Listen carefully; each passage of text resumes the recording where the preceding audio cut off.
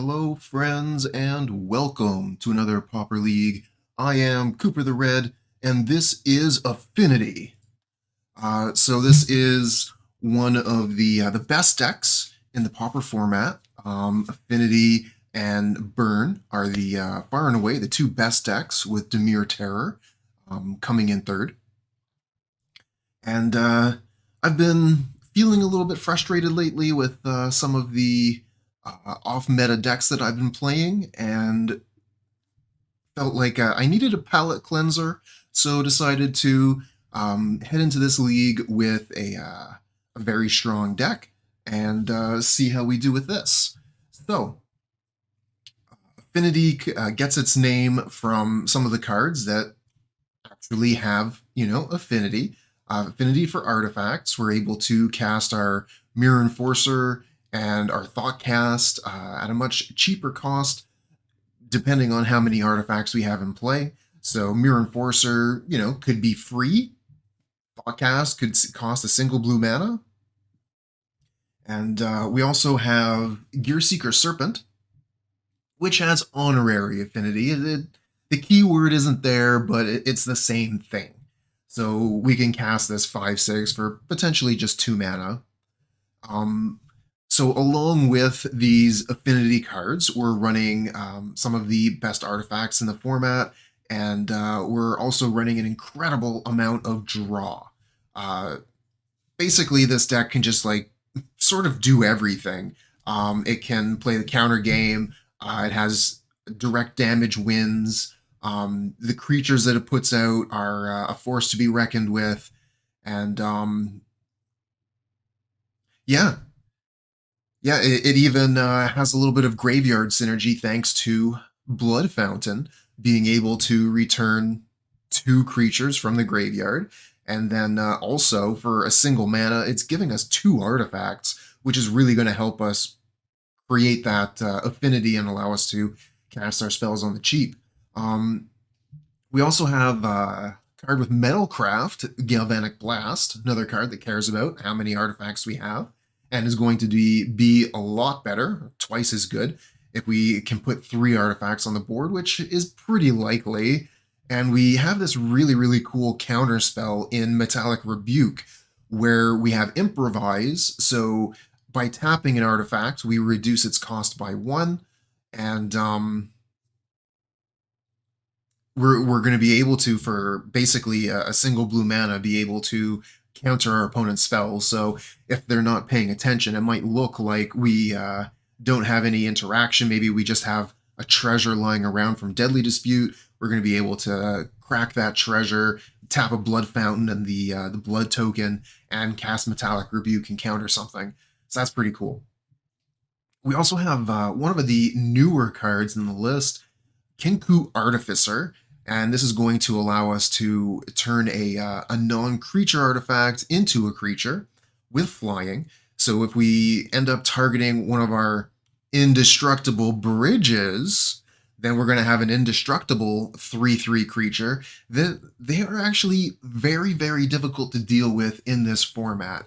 There are some effects that can do it, Journey to Nowhere, Unmake, but generally there won't be too many removal options for those homunculus. Fortunately, Bile Blight has not been downgraded yet. We're also playing Makeshift Munitions. I really, really like this card, especially in Affinity. For 2 mana, we're able to get this enchantment on the board that's going to basically threaten our opponent with direct damage. So if they aren't paying attention, we can just count, how many artifacts we have on board and just throw them all at the opponent over the course of a couple turns and do a really large amount of damage. Makeshift Munitions over the course of a game can do 10 damage or more. We've got some Reckoner's Bargains to go with our Deadly Disputes. One of the really, really cool things about Reckoner's Bargain in this deck in particular is that we can sacrifice our big creatures, Mirror Enforcer and Gearseeker Serpent, and in that way we can gain 7 life when we cast this spell.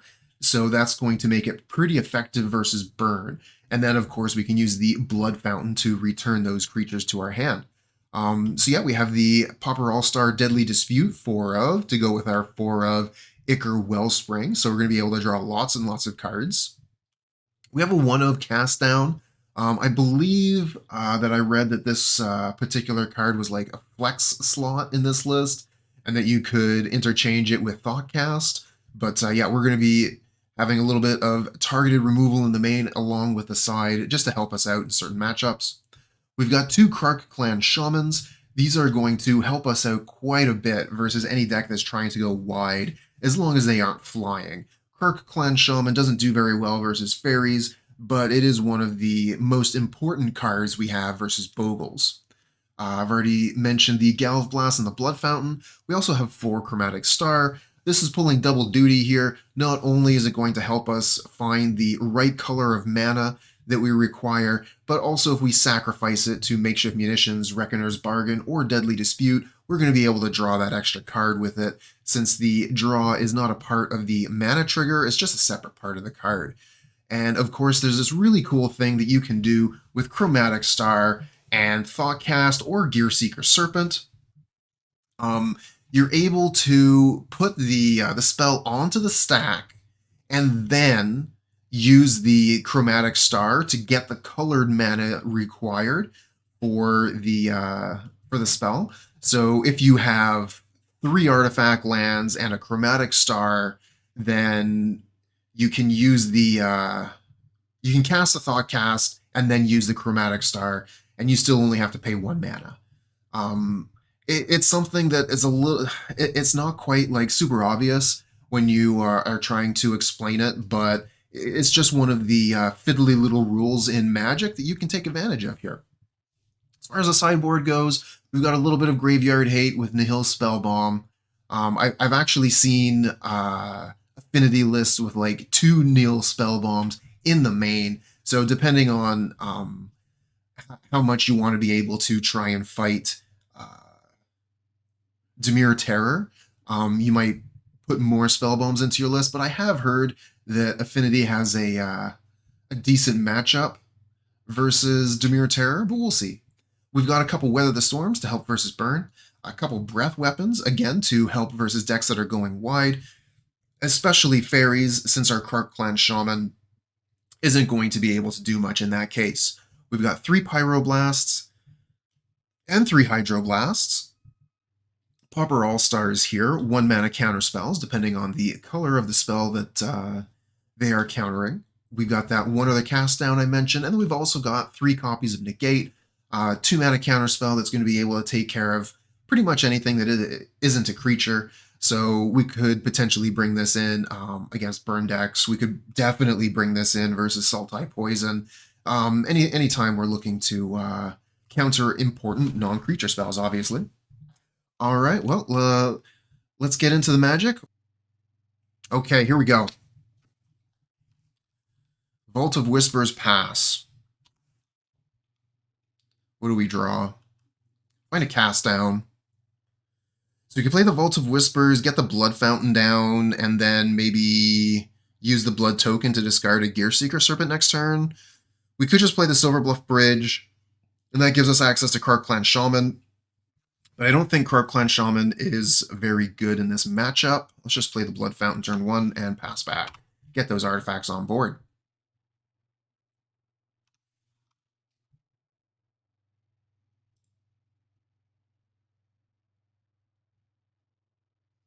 Ooh, am I Affinity or is this Black Garden? Could be either one.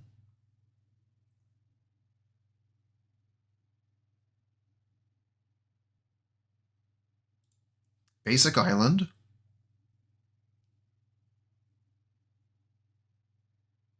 Yeah, Snuff Out has classically been one of the more expensive cards. What do we draw? Okay, we find another bridge. Excellent. Get us some more blue mana.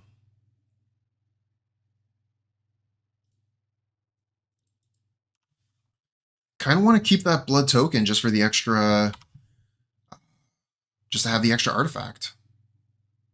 Oh no, Luffy got disconnected again. That's got to be really frustrating.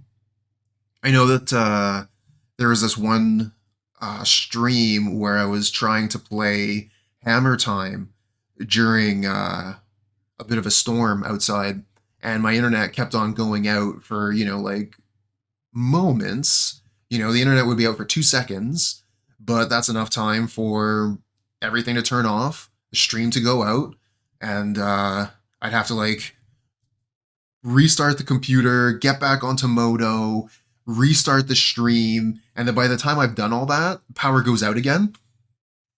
That stream didn't last too much longer after that. Whoop whoop! Hey, stream team. Yeah, never reprinted. Professor made a video. We all weep. Yeah, hopefully it'll get the oubliette treatment.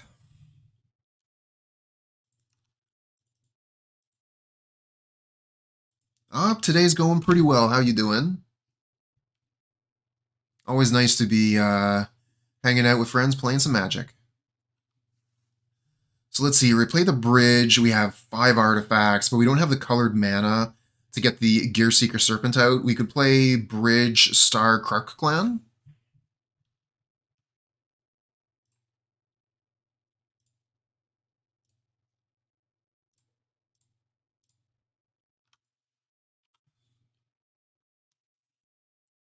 And we can start casting these Gearseekers. Okay, there's a Kinku Artificer. That's a problem. We don't really have any way to deal with indestructible 3/3 flyer at the moment.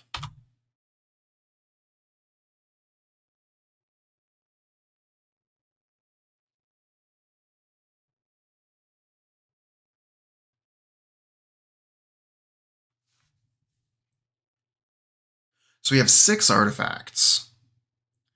We could activate the Krark Clan Shaman for 1, Deadly Dispute it, and then cast the Gearseeker. Because we'd have 1, 2, 3, 4, 5, plus the treasure.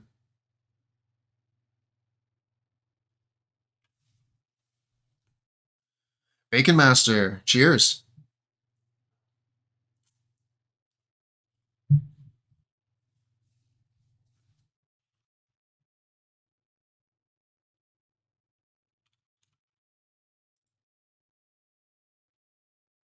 Think sacking is too much?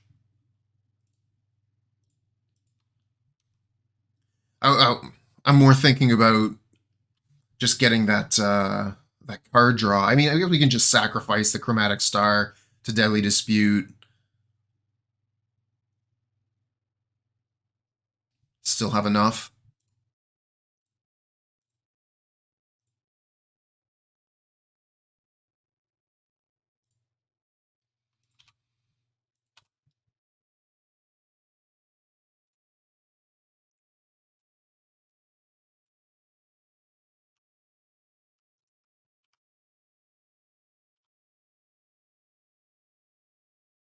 If only Cast Down were an Edict.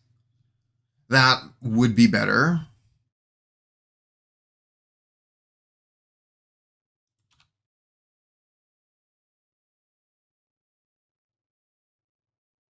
So yeah, that bridge is holding back this Gearseeker, but it's not the only one.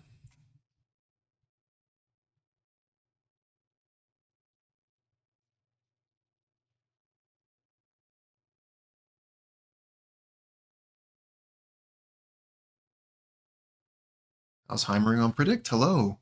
Super Salt you yesterday. Played Mono Red Burn and Pauper was paired against Gardens, won first round. Second round against the opponent, they drew 4 Weather the Storm, multiple gain 3 life removal, blah. Card draw, which gains life. And lost turn 0 them with 0 cards in the library. Oof.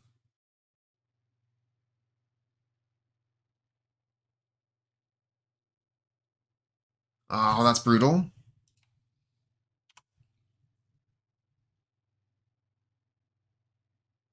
Okay, Mirror Enforcer, very cool.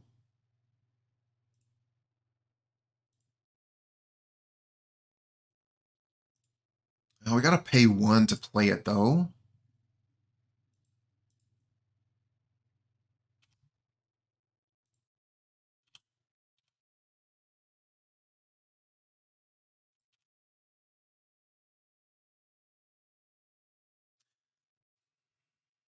I've just been really, really stupid.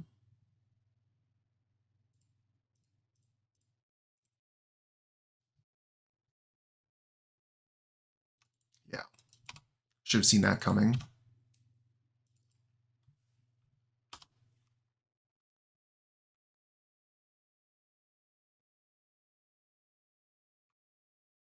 That was just really, yeah, stream team. I deserve that. Not a good attack. No, keep me honest.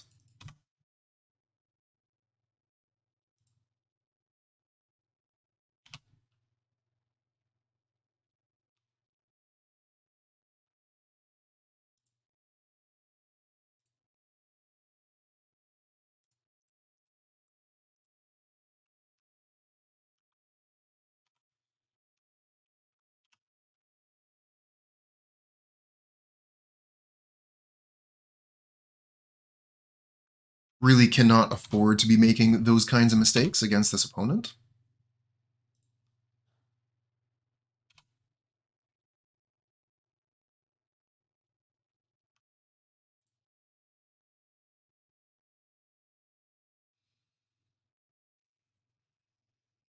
Well, they have a treasure here, so if we cast down their Gear Seeker, they could Deadly Dispute.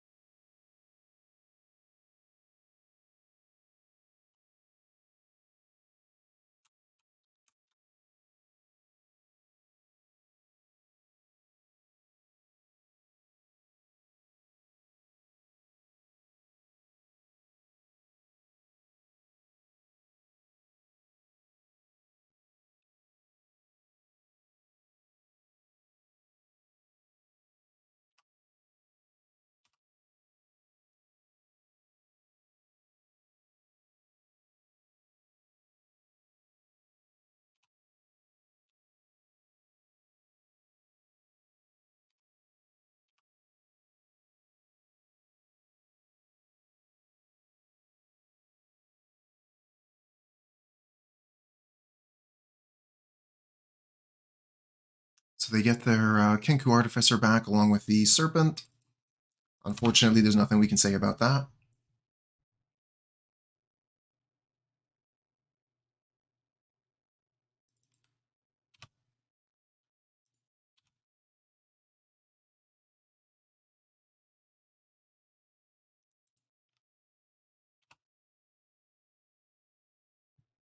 And we find another Deadly Dispute.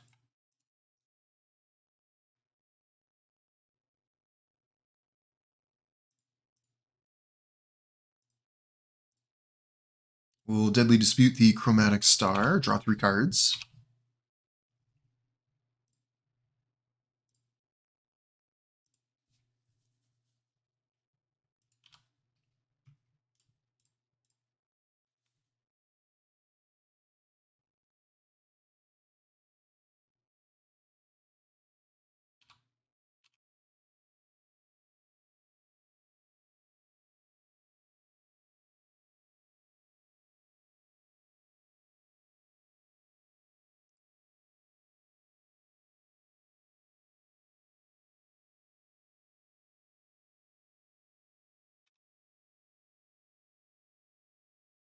Yeah, Blood Fountain is so much better when you don't have to pay for the creatures that you're casting.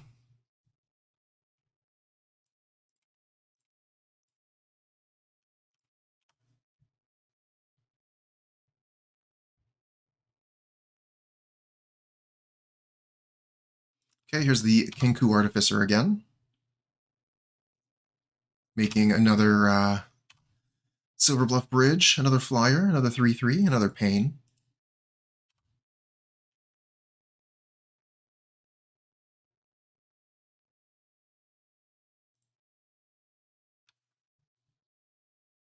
Well, we do have access to that now. I guess we could have cracked the treasure previously.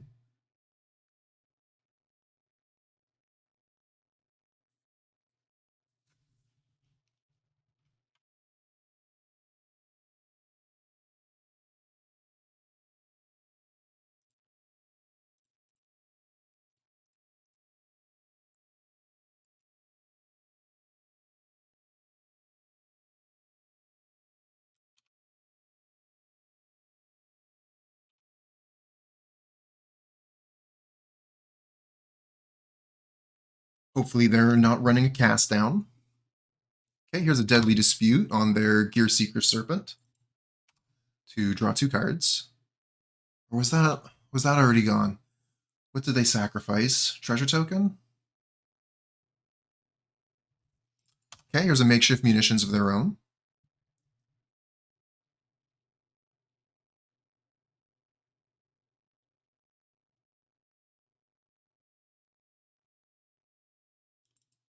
And they're going to kill the Krark Clan Shaman.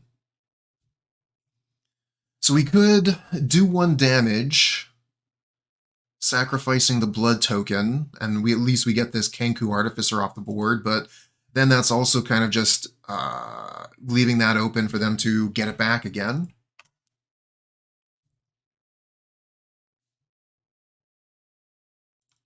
Chainer's Edict. Get rid of a Mirror Enforcer.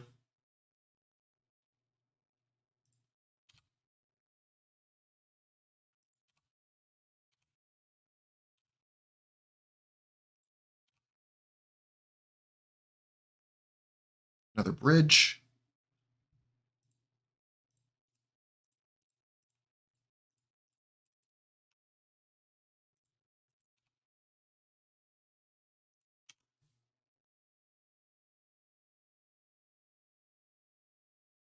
We have 1, 2, 3, 4, 5, 6.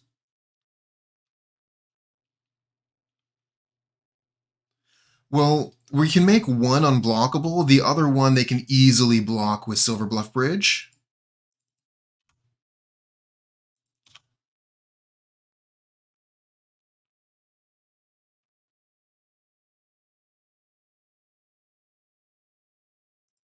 Oh, wow. They had so much burn. That's a problem. That is death. They attack in with the 2 Silver Bluff Bridge, and then Makeshift Munitions finishes us off.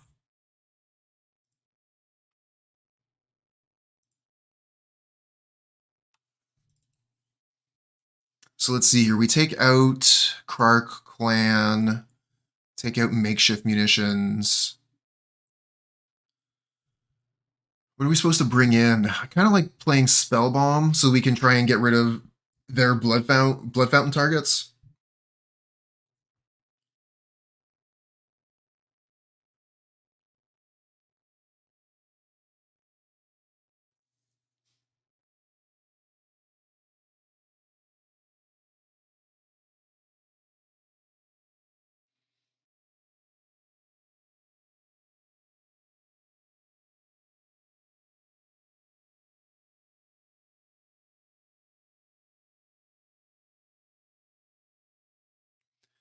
Yeah, I'm thinking the Pyroblast would be nice. We know the opponent's playing Gear Seeker Serpent.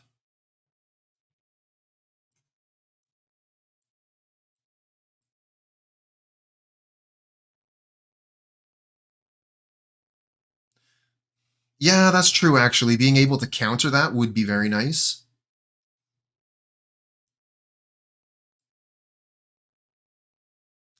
Well, I mean, we've still got to take some cards out, too. What do we, if we're bringing in Hydros, the only thing that counters is their Galv Blasts and their Pyroblasts.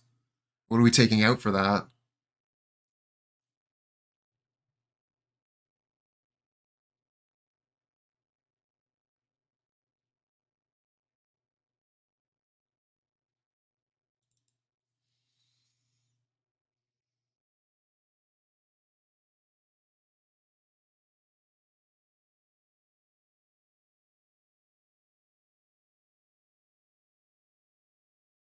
Yeah, the talking about the pyroblast for the it's for the Kenku on the stack.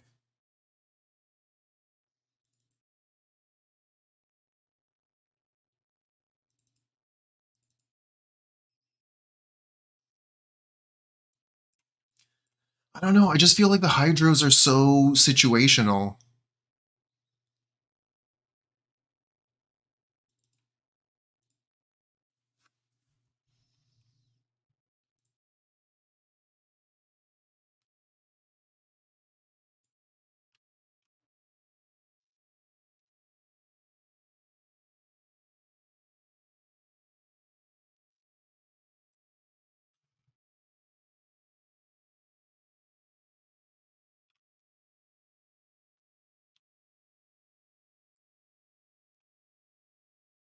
All right, let's start with a chromatic star, pass back.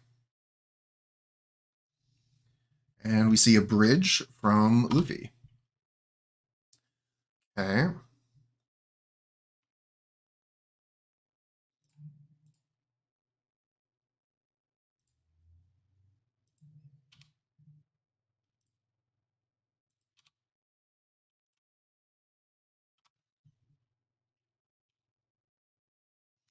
So we're going to play our bridge here and a blood fountain.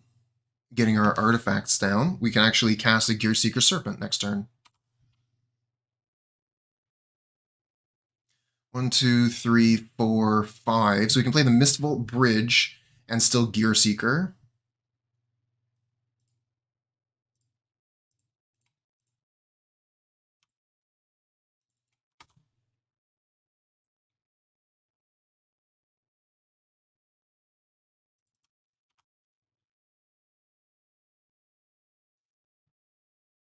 They have a Gear Seeker of their own. Dueling Gear Seekers. 1, 2, 3, 4, 5, 6.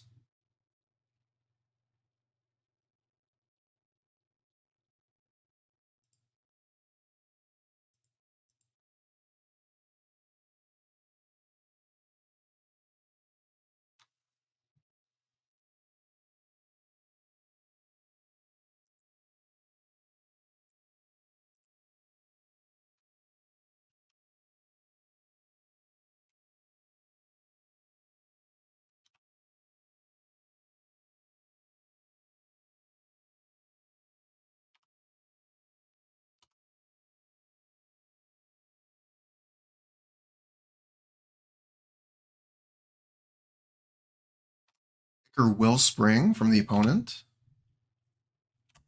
Mirror Enforcer. We're clogging this board up, something fierce.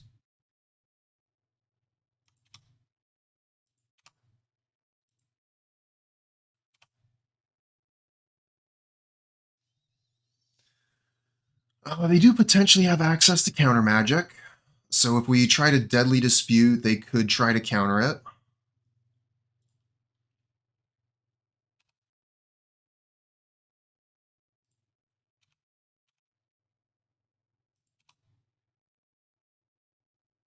Let's get another black mana on board here.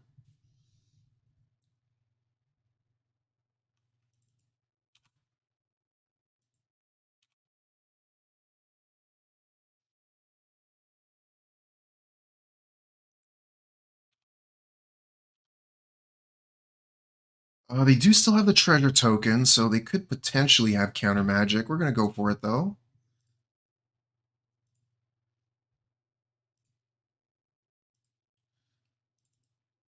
Nothing too special. Galv Blast I don't mind too much. Get a little bit of red mana going on.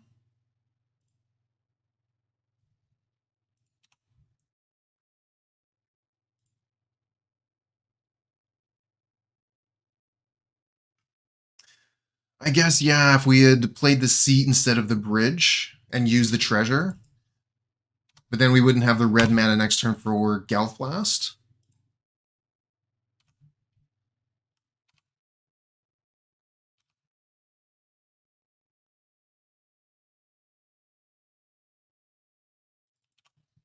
Okay. Opponent uses a blood token, discarding a bridge. Here's a Deadly Dispute. They're at 6 cards in hand. All the cards.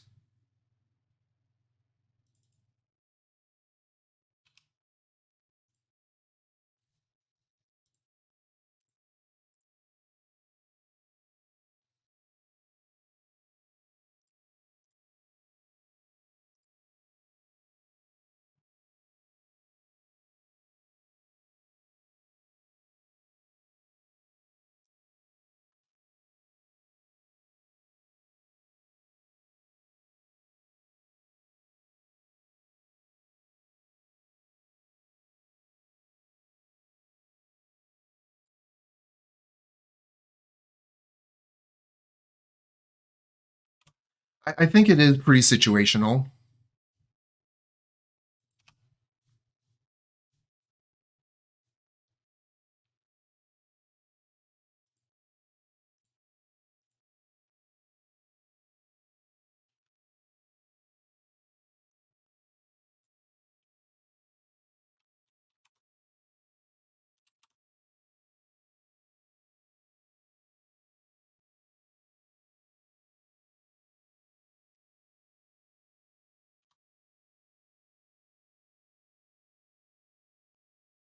You don't have another edict, do you? Oh my god, they have another edict.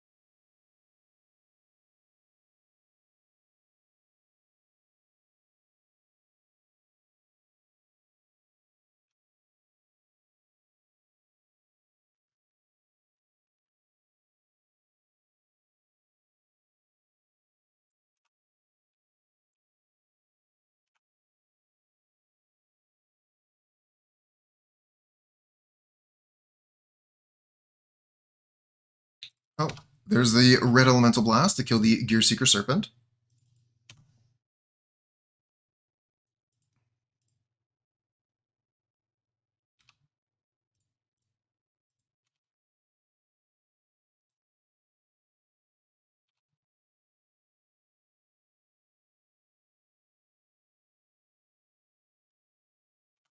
Reckoner's Bargain.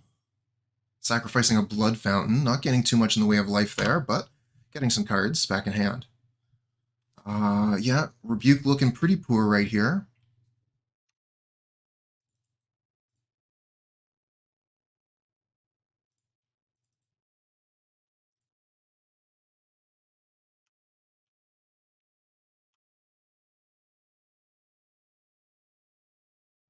Oh, I guess that is true, Stream Team. That is very true.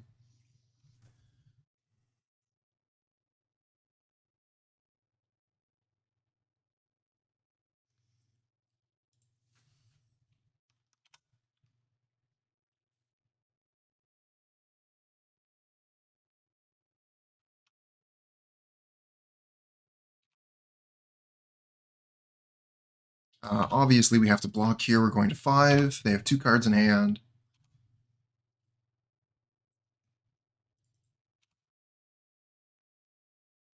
And no Edict.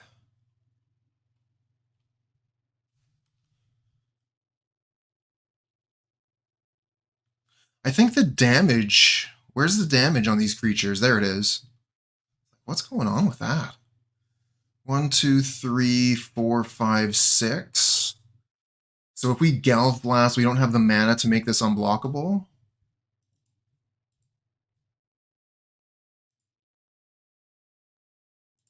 I agree with that. Find a Deadly Dispute.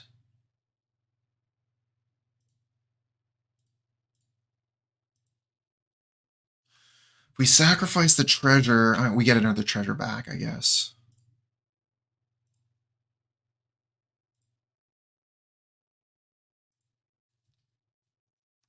I do want to keep access to the red mana.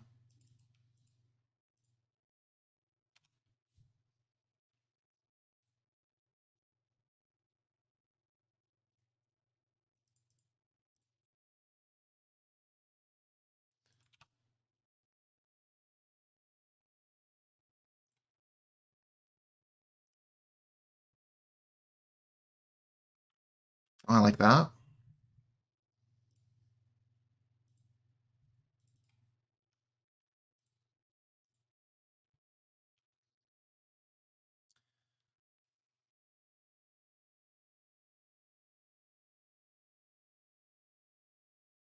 I don't I don't know that I can even attack here because we're at 5 life, so both of these creatures are lethal. We have to block. I guess we have the Pyroblast to kill one of them.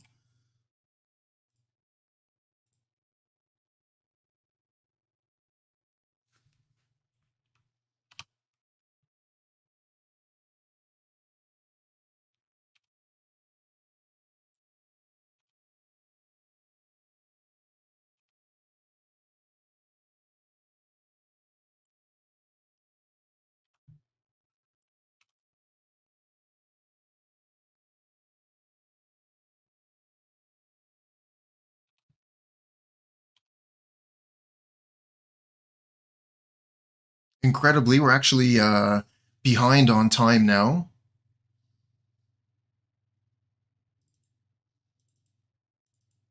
Oh, yeah, now we don't have the counterspell. Here's the Chainer's Edict.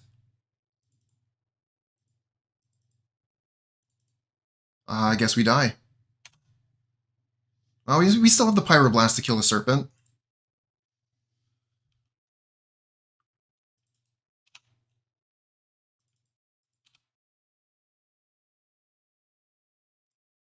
Luffy's really good, huh?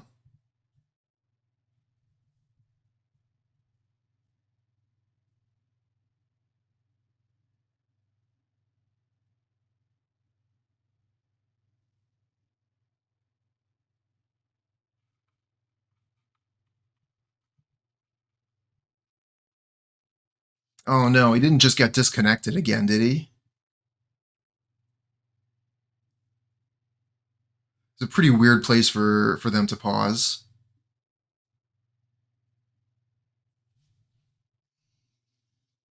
What? That's weird.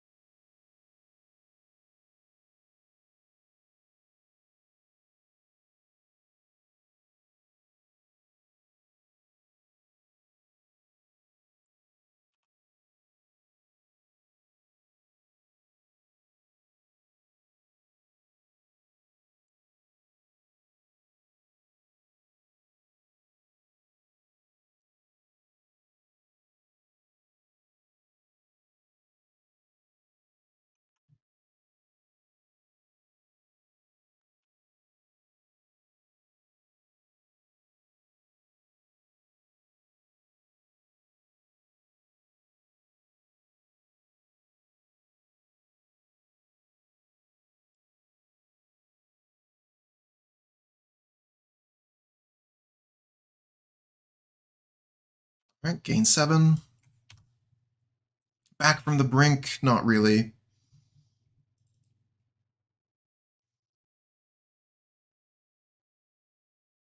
I have another Chainer's Edict out of the yard. Get rid of the Silverbluff Bridge.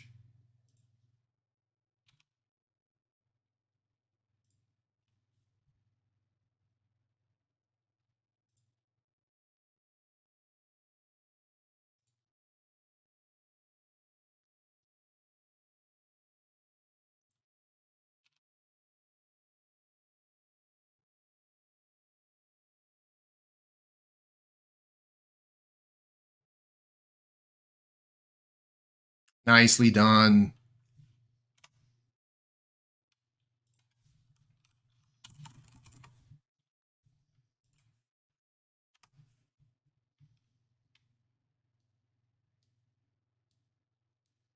Okay, well, that's how you're supposed to play Affinity. What the opponent was doing. Not super hyped about this hand, but we got a lot of redraws.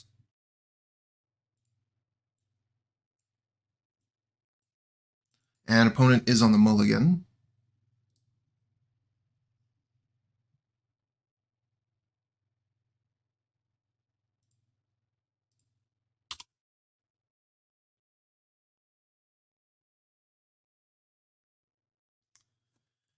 Forest, Quirion Ranger. It looks like we're up against Elves. Gotta find that Kark Clan Shaman.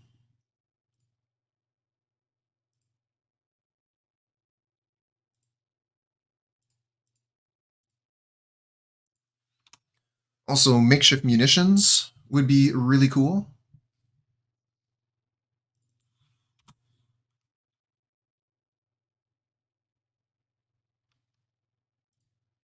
I mean, that time it was a Chainer's Edict grind, but game one, I got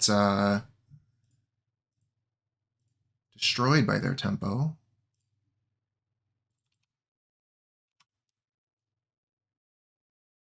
Okay, we find a Galv Blast. Hey, Luffy de Chapeau de Pala, hello! I just want to say it was an honor playing against you.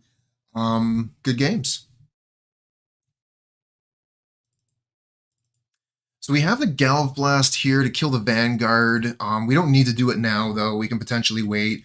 You know, maybe we can find the Kark Clan Shaman and just wipe the board.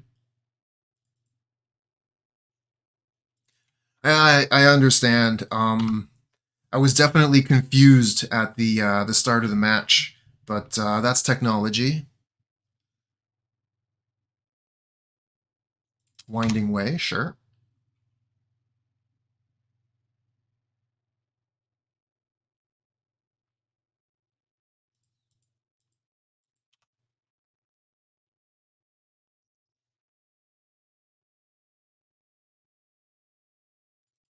Birch Lore.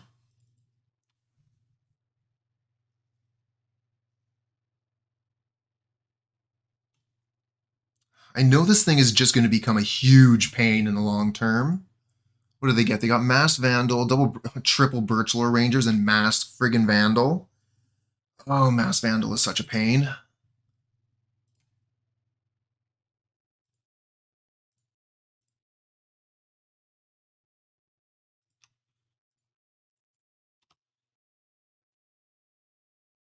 I don't think they can play it this turn. They can play another Birch Lore Rangers. A Jaspera Sentinel in this case. And maybe, are we even going to be... Oh my god, what a draw. What a draw.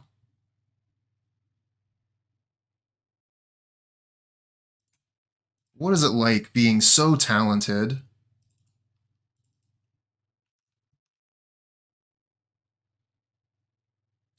I think we're just supposed to pass here, right? And allow them to try to play into Kark Clan Shaman, play through it.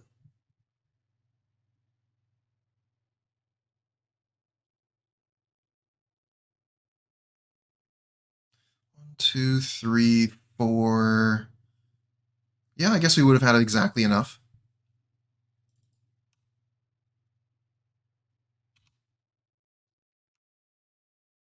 Oh shit, I could have just Metallic Rebuked that maybe? They get to 1, untap 2 mana. I think we could have actually rebuked.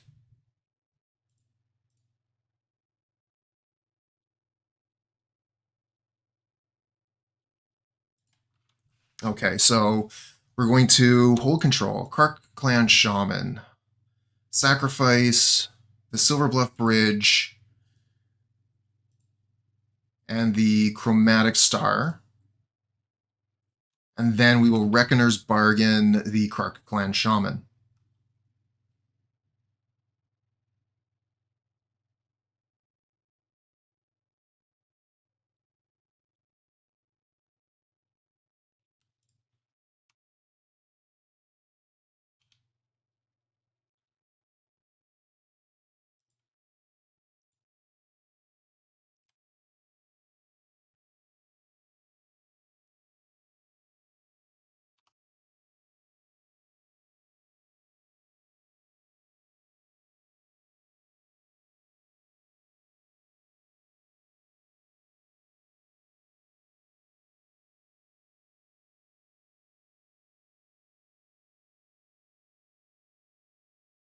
So Nettle Sentinel plus Birch Lore Rangers is a pretty cool combo. You're going to get 1 mana every time. Oh, man. They just play through my Kark Clan Shaman like it's nothing because they got a handful of critters.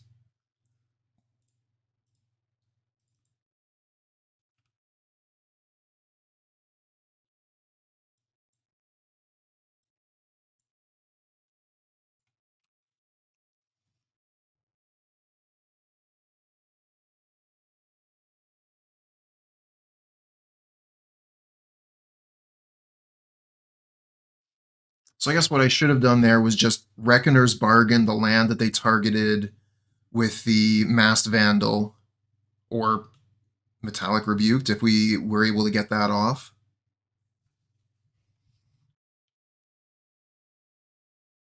And now we don't even have enough blue mana for Gear Seeker.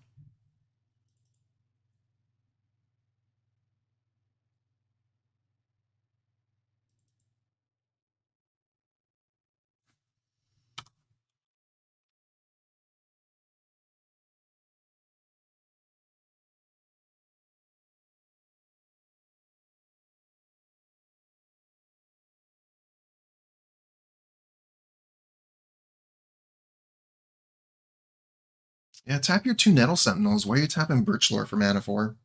There you go. Ooh, here's Quarian Ranger. Yeah, and these Metallic Rebukes are looking so bad.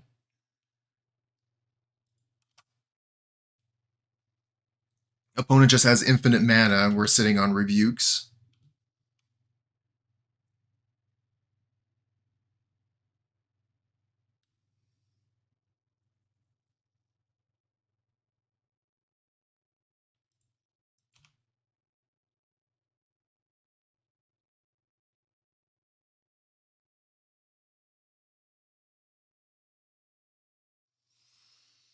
Yeah, this game is going to make me puke.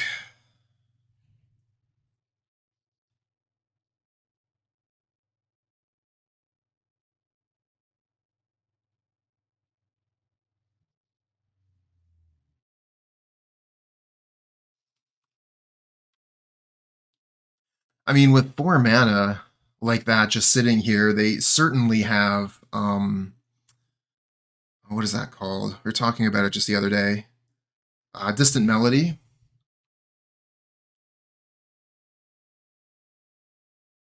Yeah.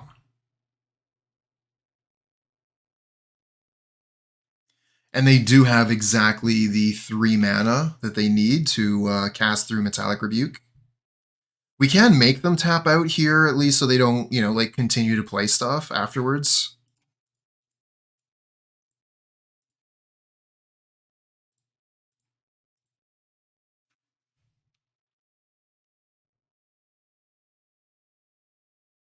Oh, they actually have 4 mana.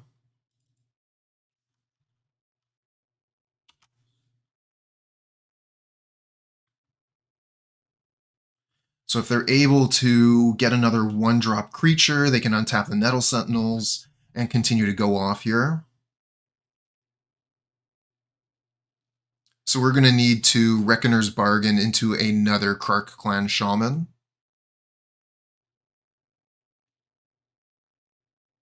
And we only have 1 more in the deck.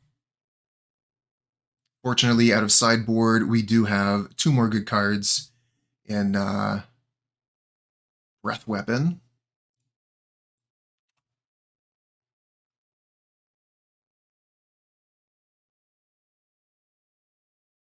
Did you already play Naya Gates? Deck looks pretty nice. I don't think I have played that.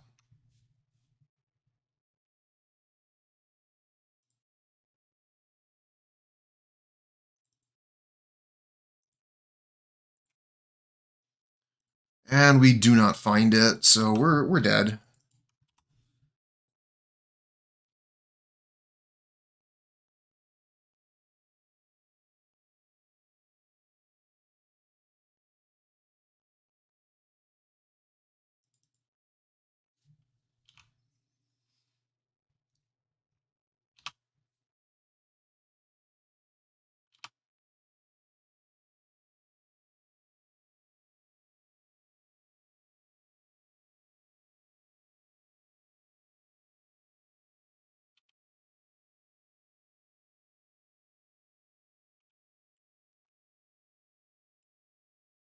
You reveal Forest, Winding Way, and a pair of Jaspera Sentinels.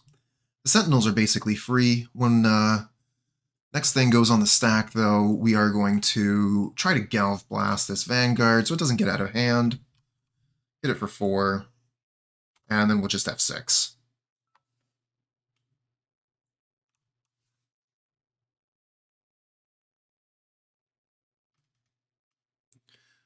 So let's see here. Thraben Inspector, Sacred Cat, Cleric, Gatekeeper Vine, Course Skyfisher, Overseer, and the Gatekeepers. Guardian of the Guild Pack, Journey to Nowhere. Got some pretty good removal with Flame Slash, Smash Dust. We got Ephemerate and Lightning Bolt. Yeah, this is a pretty cool deck. Looks right up my alley, too.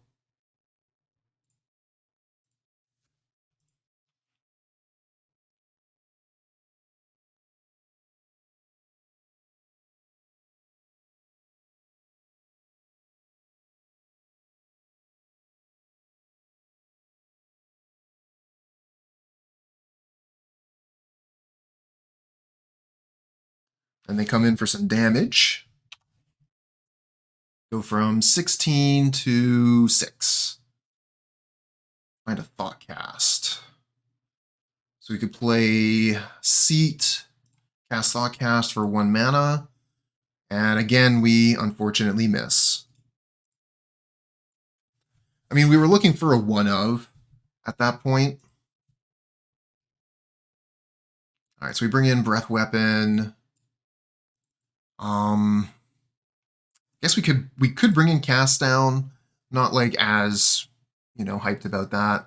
But we gotta take out these Metallic Rebukes. They're just gonna have access to too much mana for that to really be doing much.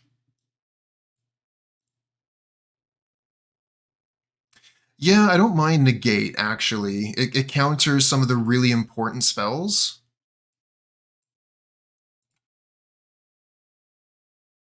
Probably take out Kenku. We could probably take out Blood Fountain.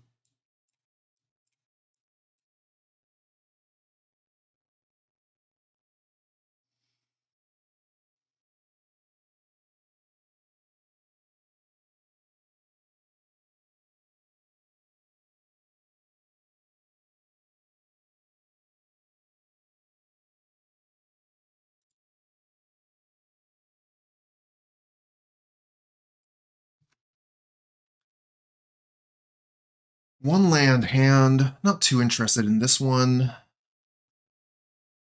We got our lands and spells. We'll keep this.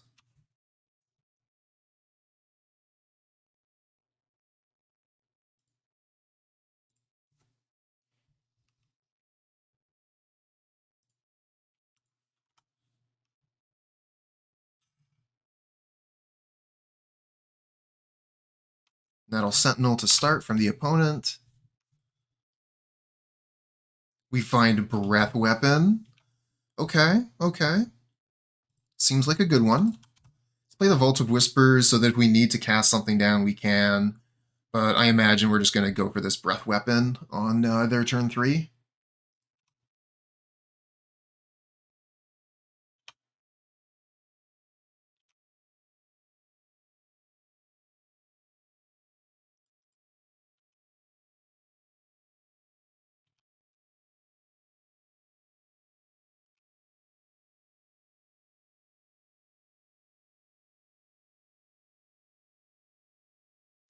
We could play the Chromatic Star, then we get the Thoughtcast for 1 mana.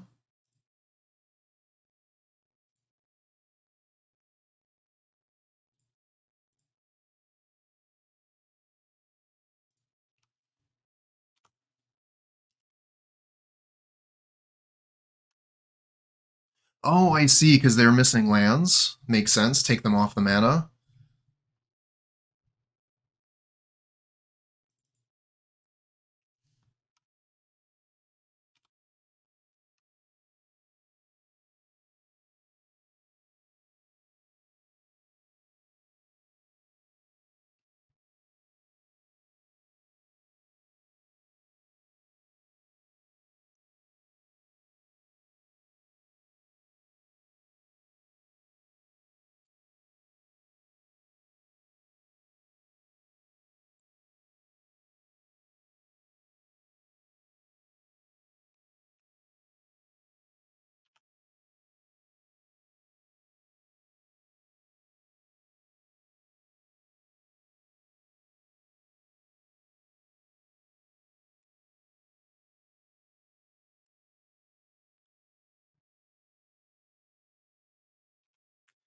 Yeah, that's fair. I'm trying to get them to play into the breath weapon.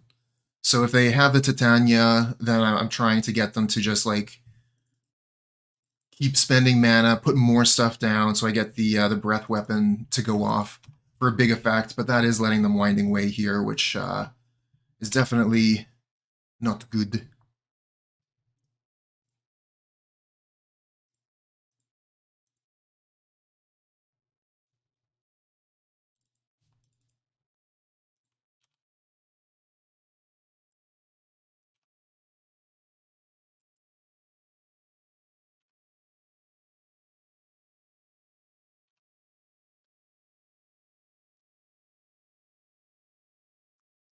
All right, so one thing I am a little bit worried about is them having Dispel. So I'm thinking if we Galv Blast the Birchlore Rangers, they don't have Dispel anymore.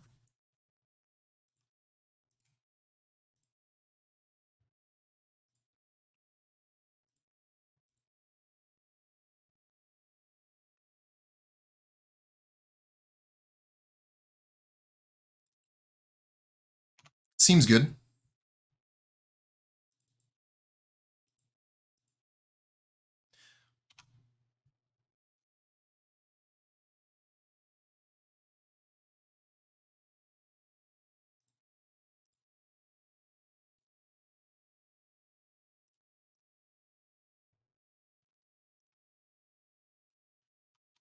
All right, do they enter Scoop Phase? Not yet. Now they do still have 5 cards in hand, but okay, here we go. They didn't have the mana to be able to continue to play that game.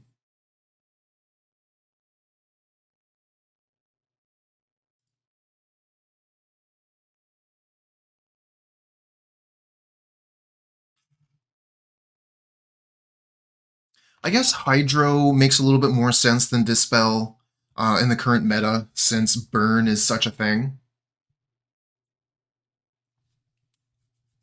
I mean, we got the Thoughtcast.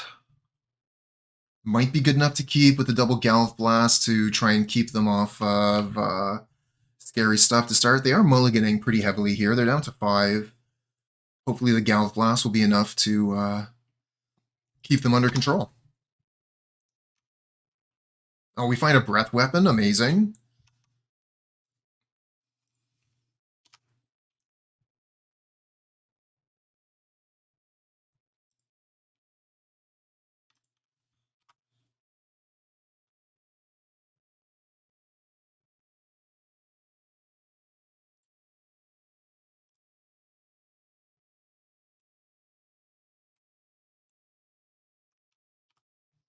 I'm going to slow them down a little bit here. We'll kill the Priest of Titania so they aren't able to explode.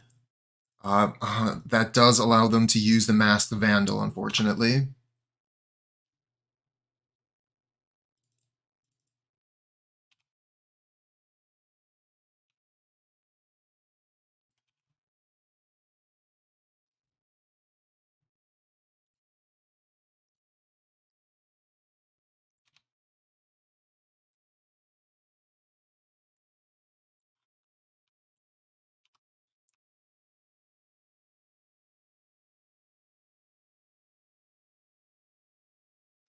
Okay, here's another Priest of Titania.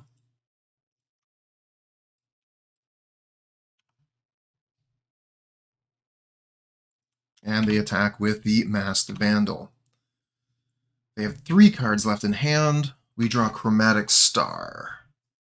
Kind of want to crack the star here so we can start drawing cards, try and find another land, then we'll Galv Blast the Priest again.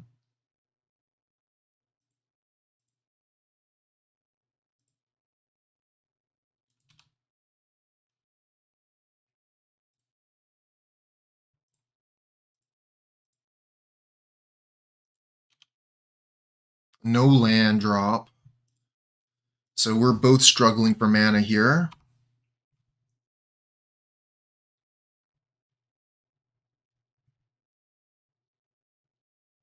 Three mana for Timberwatch Elf. And we no longer have red mana to be able to kill that.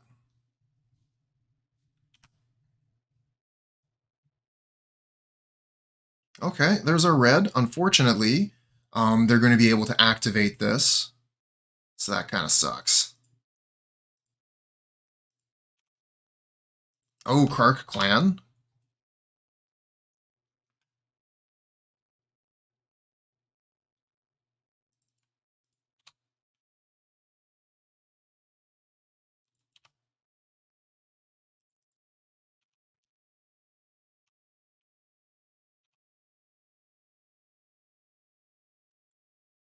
All right, are you going to do... Oh my god. That is such a huge mistake, I think. I think that's a huge mistake. They don't have any mana available, and they would have been able to save their creatures, but now we can Breath Weapon and just kill everything except for the Masked Vandal.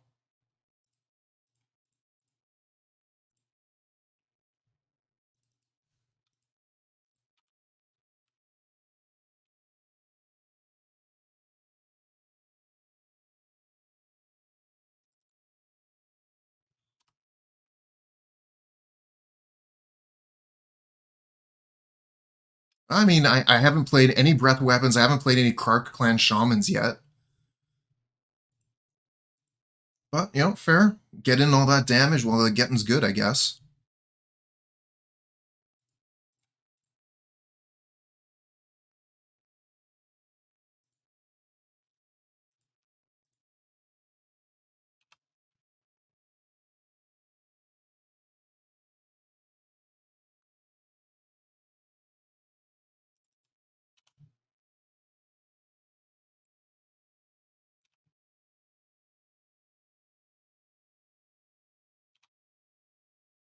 I mean, it would have allowed them to keep the Timberwatch Elf on the board.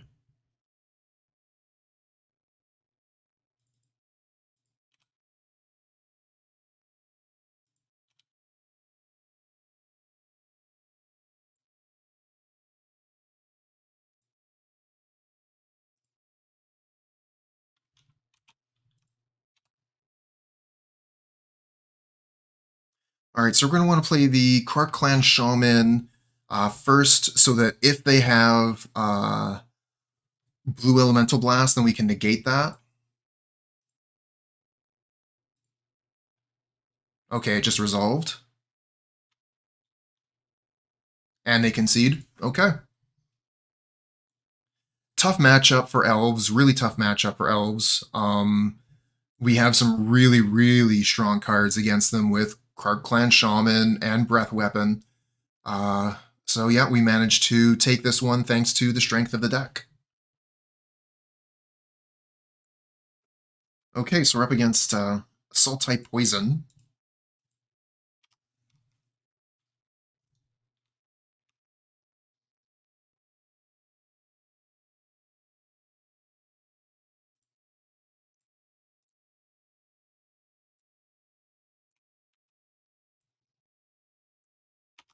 So this Kark Clan Shaman is not going to be good this game.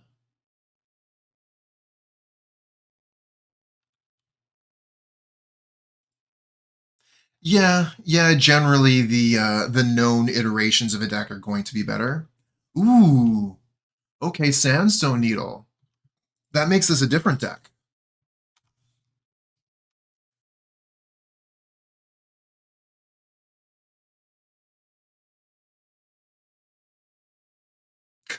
What is this, an unglued card?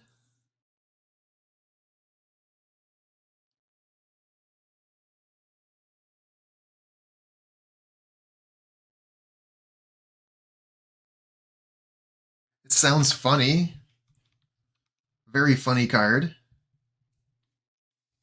So let's see here. We could play the Vault of Whispers, which would allow us to Deadly Dispute the Chromatic Star next turn, or on their turn. Draw a bunch of cards and hopefully start to deploy next turn.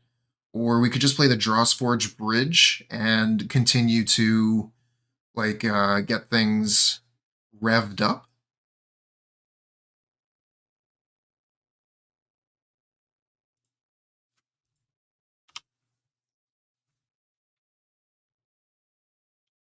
Maybe the Vault of the Whispers is the play just to bluff Metallic Rebuke, actually.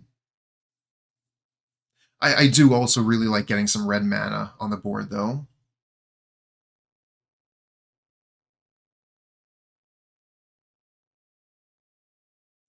You got a magic card joke? Sure. Bring it on. What do you got?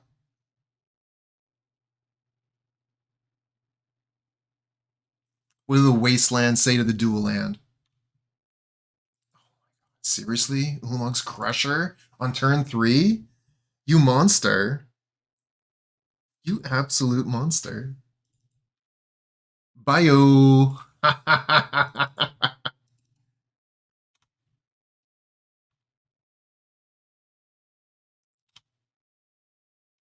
Well played, Milk Crate.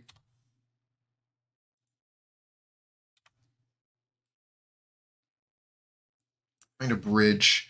All right, so we could play the Vault of Whispers, Deadly Dispute the Chromatic Star. We get 3 draws to try and find Cast Down.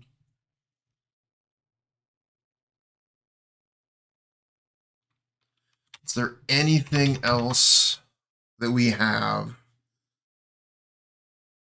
No, it's just the Cast Down at this point. I guess, yeah, double Galvanic does work. But we wouldn't have them, would we have the mana? If I tap the Vault of Whispers and the Seat, then I would have the red mana from the bridge and the treasure. But I would have to sacrifice the treasure. No, I would still have the vault, the seat, and the bridge. Okay.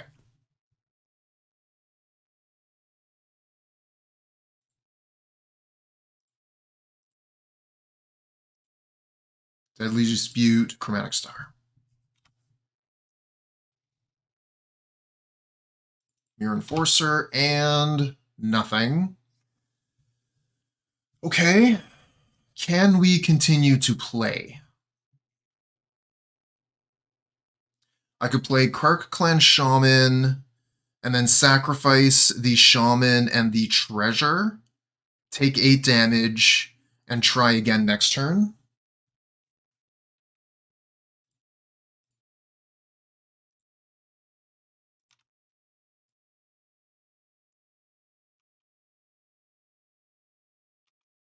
But if we sacrifice the treasure, we don't have double red mana. So I might have to sacrifice the Vault of Whispers.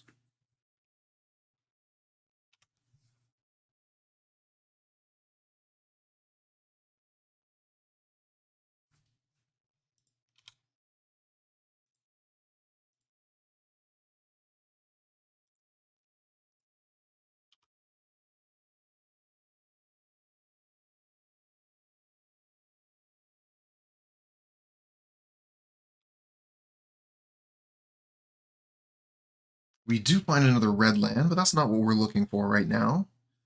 So I could play Vault of Whispers.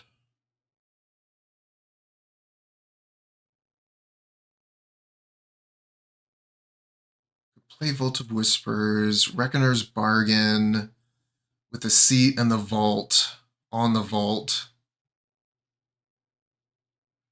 But then we don't have enough artifacts for the Gouth Blast to work.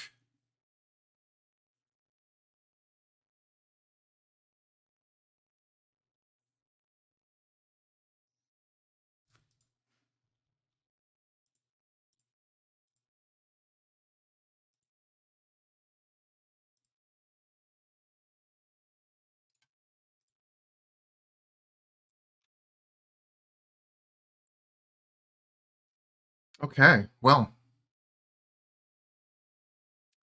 We need the red mana to be able to Gouth Blast.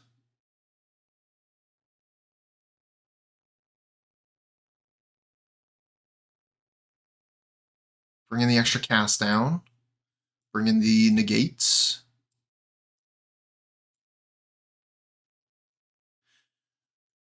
We can take out Makeshift Munitions, take out Kark Clan Shaman, take out Blood Fountain.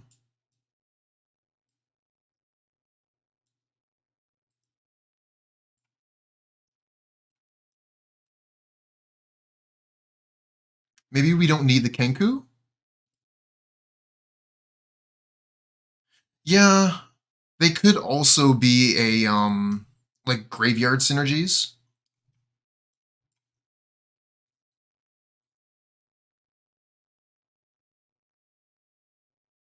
Because I think they just made the mana and cast that, or did they? Oh, it was F6. How did they actually get that thing into play?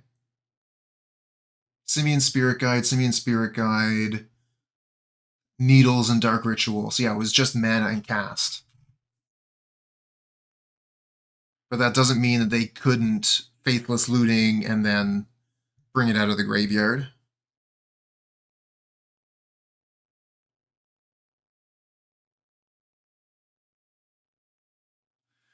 Let me take a look, actually, because MTG Goldfish said that they were playing Storm.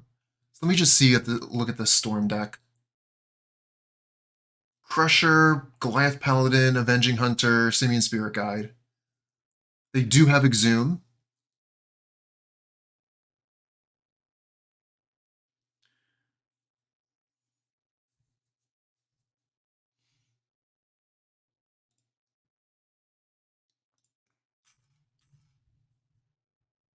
We got 45 seconds left.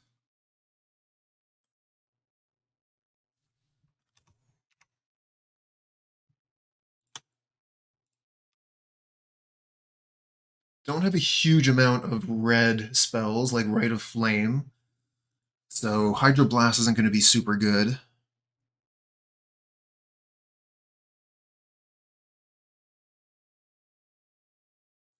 thinking the Blood Fountains aren't going to be all that hot either.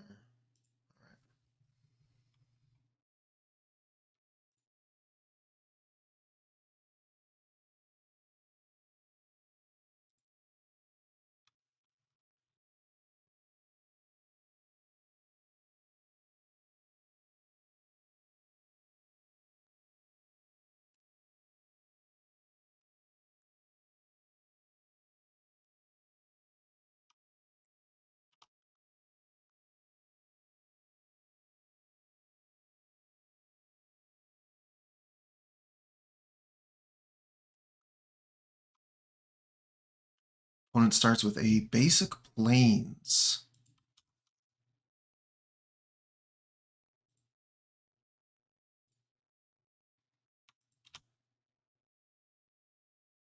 We find another Seat.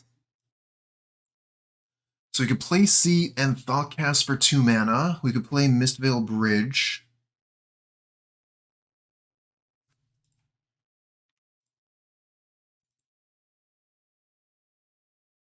Two mana draw 2. Not bad, not bad.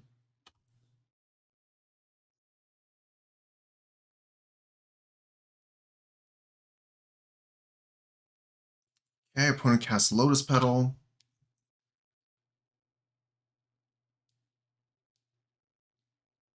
Red mana. Here's a Bitter Reunion.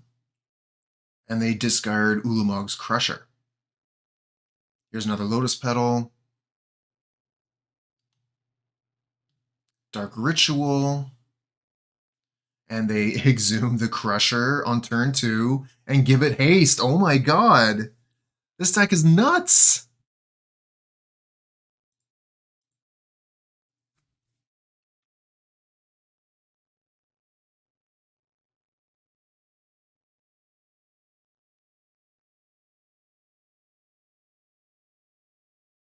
Absolutely wild. And then because we didn't play the Mist Vault Bridge, we don't have the black mana to cast this down. And we can't play it now because we just lose it. Wild. Wow, wow, wow. What a deck.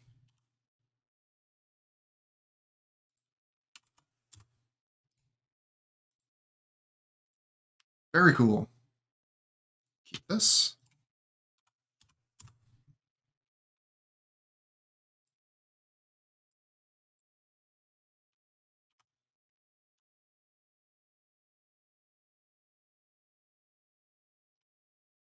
Okay, looks like we're playing against White Weenie.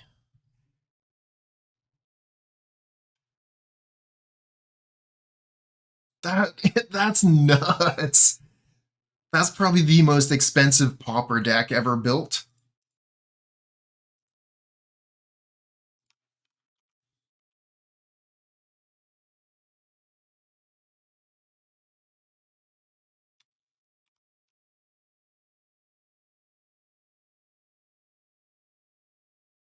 Now I'm gonna have to play it.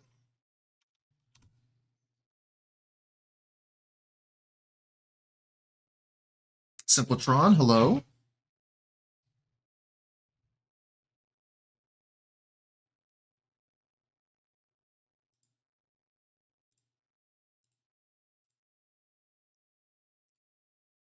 So here we're using that fun interaction with Chromatic Star and Affinity, able to play our Gear Seeker Serpent, even though we have only 4 artifacts. Once it goes onto the stack, when we were putting it on the stack, we had 5.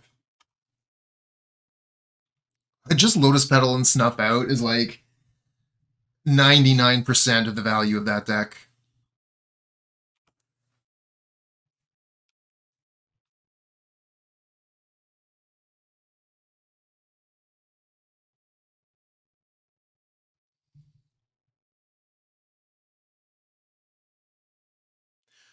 Did not. Have they gone up in value? Were they cheap? Kind of felt like they were average.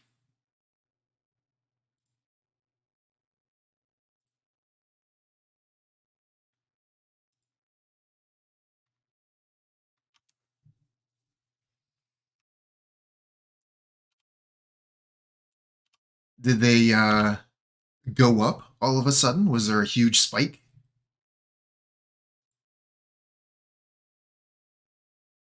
There's still 9 ticks each for the ugly version. I want the old border.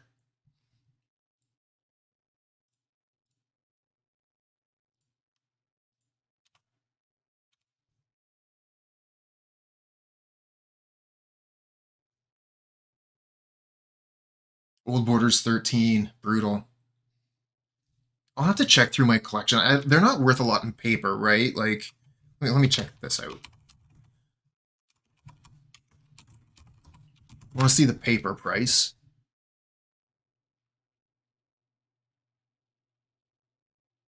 Oh, wow. Tempest is 24 bucks. That's awesome. Because I'm pretty sure I've got like 2 playsets of paper petals.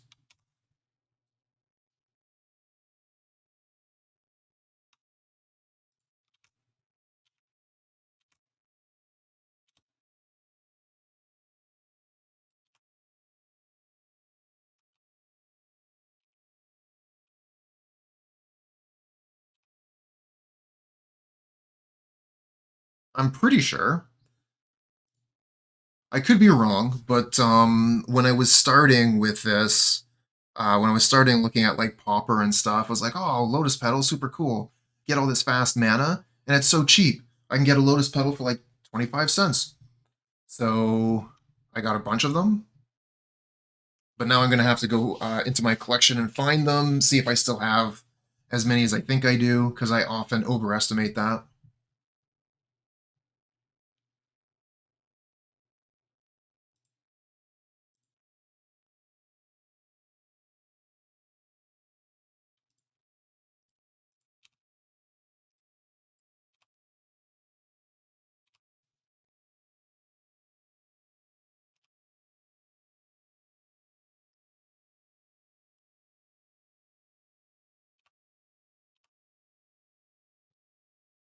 I think we still have double counter because of the Deadly Dispute. Tap, tap, tap. Nah, one's all we need. Well, the thing is, like, I had a bunch of different decks that were using the Lotus Petals, and I didn't want to move them around, so I just got a bunch and then slot them into all of them.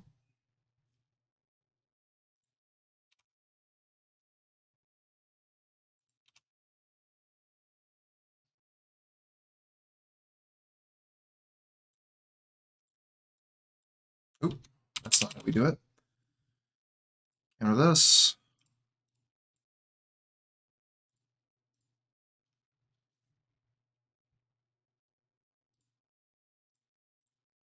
And then Deadly Dispute the Ichor Wellspring.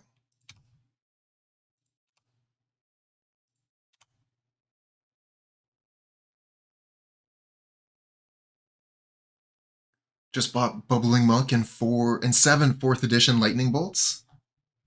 Nice.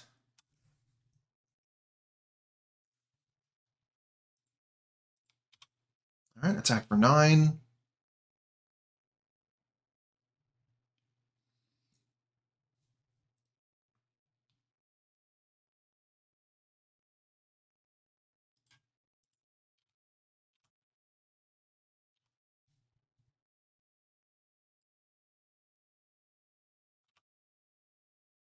Find another bargain.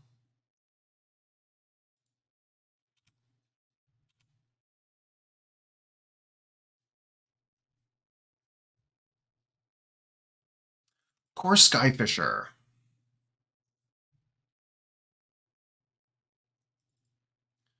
Kind of want to be able to counter. I guess they're going to return a land and play the land here. So maybe countering the Core Skyfisher is actually the way to go. I was thinking like it would be nice to be able to counter their pump spell. Yeah. I was just thinking if we counter this, it counters their tempo.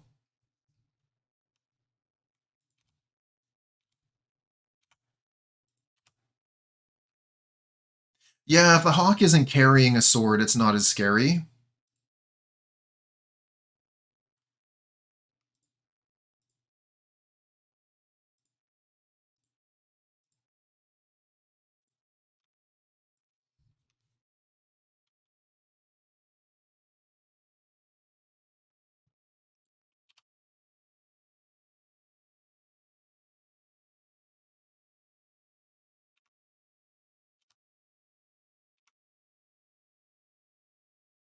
Okay, so they attack in with their veterans. Let's Reckoner's Bargain, Ichor Wellspring.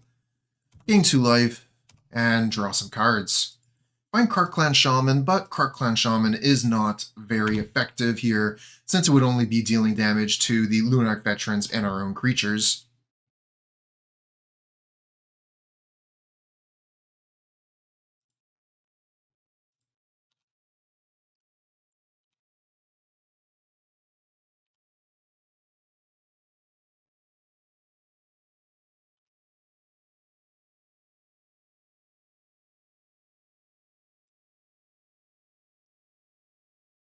I'm going to cast down the Core Skyfisher, and we'll play the Kark Clan Shaman, so we can 2 for 2 get rid of those veterans.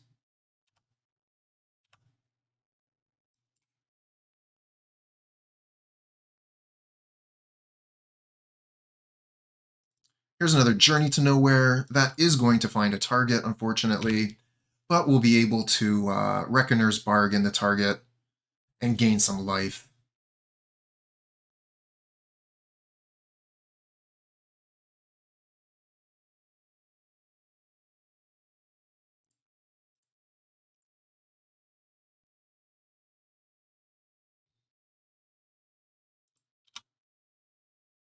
This is going to leave that journey open to be returned with a future Core Skyfisher, though.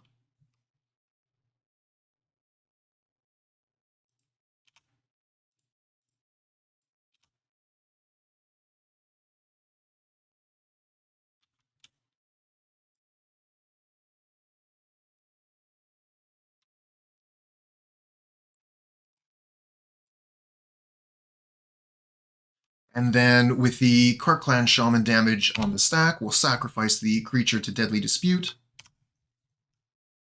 and draw a bunch more cards. And opponent will concede at that point. I mean, we're definitely in a pretty commanding position here, and they don't know that our hand is mostly lands. So we're playing against White Weenie. The Breath Weapon's going to be quite good. The Kark Clan Shamans are okay. They don't hit the flying creatures, but they are going to have a few creatures on the ground. So I think it's definitely worth keeping them in. The Blood Fountains aren't going to be that great.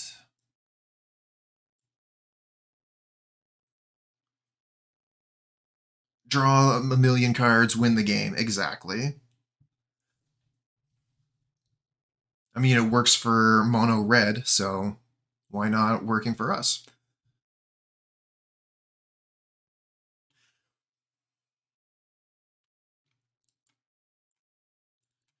I'm not sure about Spellbomb. They do have a few cards that use the graveyard. They have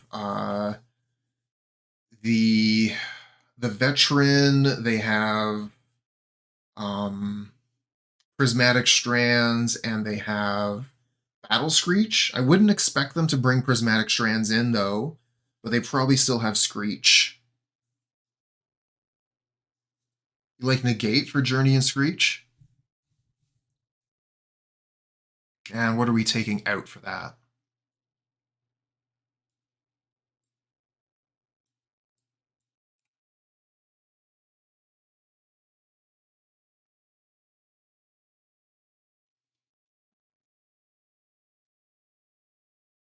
Really like makeshift munitions here.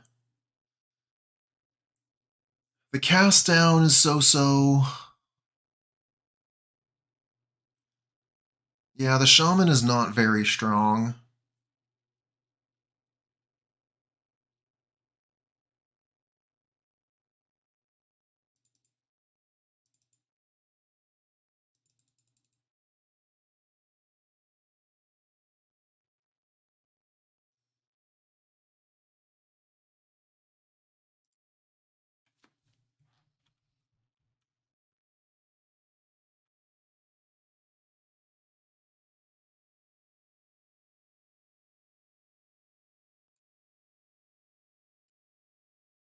All right, so we're going to keep this hand. They start with Raven Inspector. We find another Gallop Blast.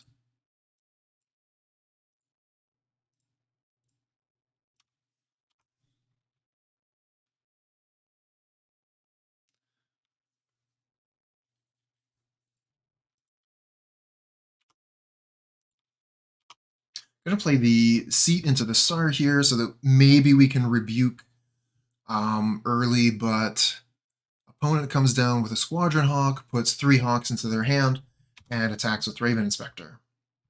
And what do we find off the top? A Mirror Enforcer. All right, play Drustforge Bridge, pass the turn.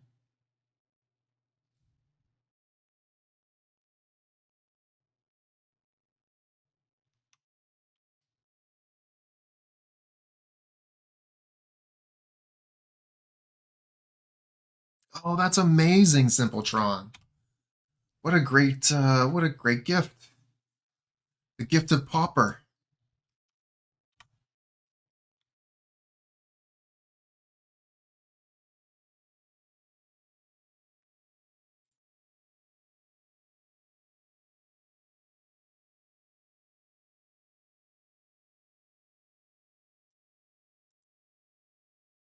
So we're pausing here. This is not my pause. The opponent may be considering playing something during the declare blocker step before damage. Maybe not. And here comes another Squadron Hawk.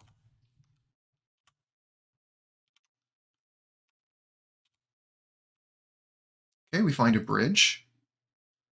So that's 4. Mirror Enforcer costs 3, so we still don't have enough to cast the Mirror Enforcer. And this is one of the problems with taking out the Blood Fountains. Blood Fountains not only get us the creatures out of our graveyard, they're also a kind of mana acceleration, giving us 2 artifacts. Yeah, we have counter up, and if they don't do something we want to counter, we can Deadly Dispute the Chromatic Star.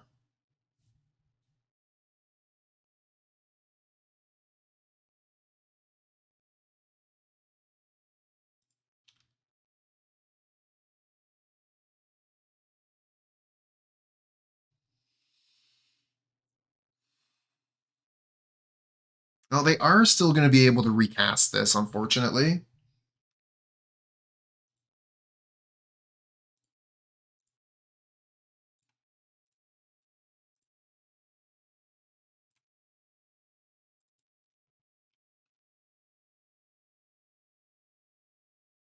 That's very true. If they're recasting Battle Screech, they're not attacking for 4.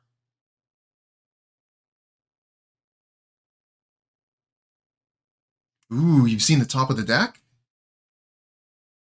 Well, I heard that bird is the word.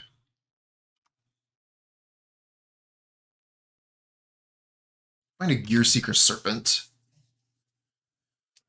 So we can Deadly Dispute, but that's not really going to get us the mana we're looking for. Speaking of mana, we are short on mana in a pretty big way.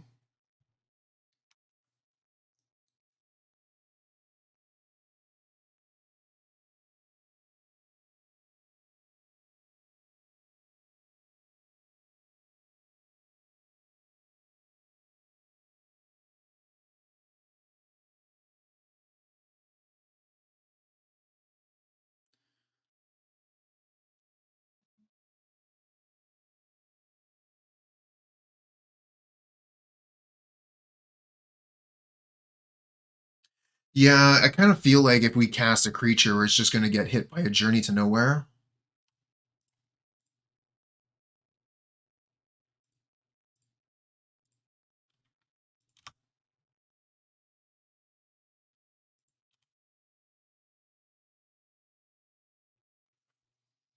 Okay, so we have 1, 2, 3, 4, 5. We could play the Great Furnace and then play the Mirror Enforcer.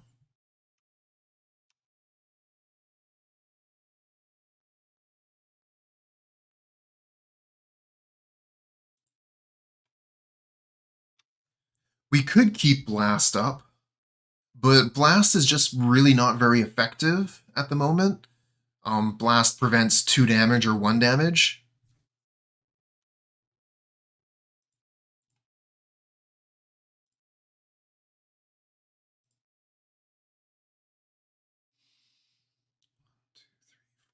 Six. We can actually cast the other Mirror Enforcer here.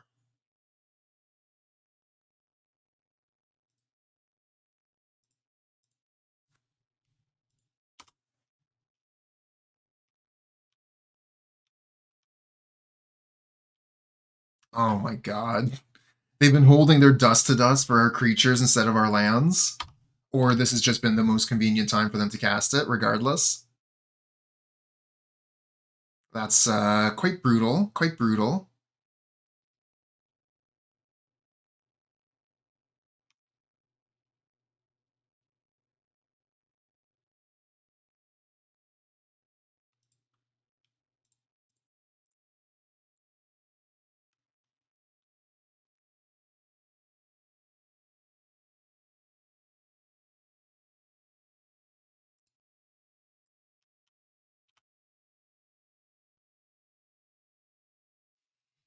Be kind of funny if they cast a Journey to Nowhere here.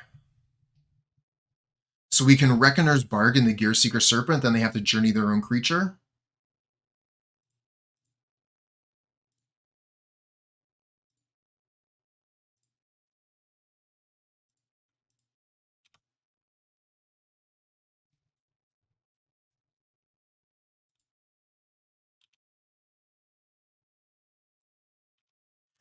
And as much as I hate to do it, I'm going to Gallop Blast that Squadron Hawk. Oh, if they have the Pump spell, well, the Pump spell is +2.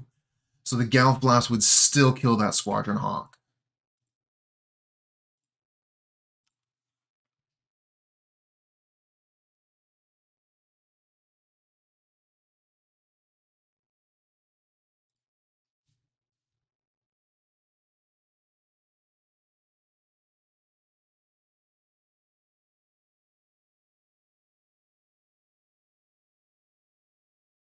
And they do have it. So we take 9.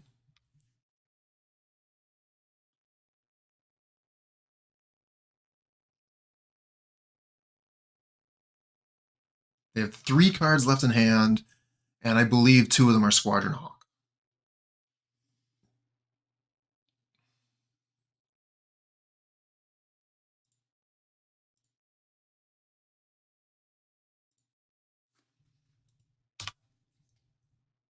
Okay, we find another land here.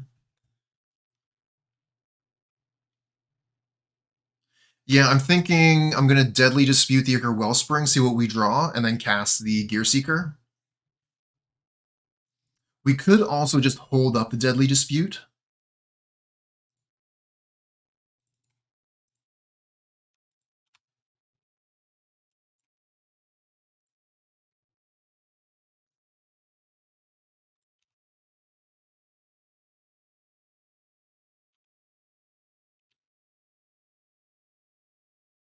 Okay, we go to 6. Squadron Hawk.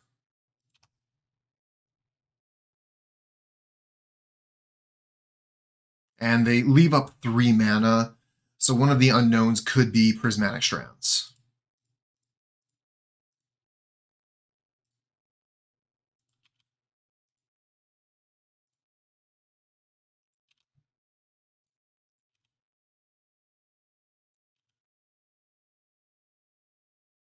Whole lot of lands. Whole lot of lands.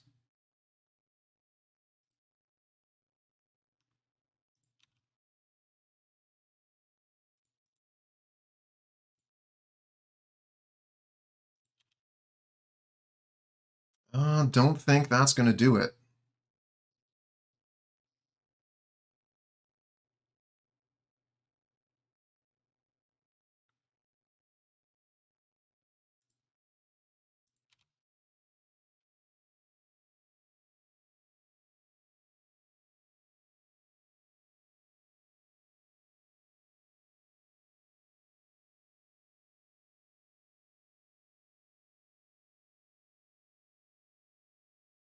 One of the problems with countering Prismatic Strands is that the Prismatic Strands goes to the graveyard before the spell that it was looking to prevent the damage to leaves the stack, so they would have another opportunity to recast it.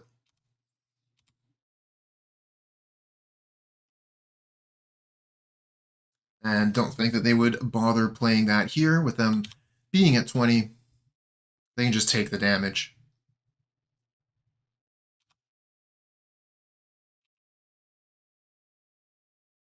Okay, here we have them cracking a clue.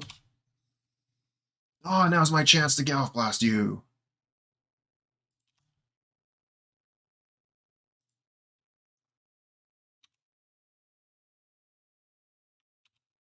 We go to 2.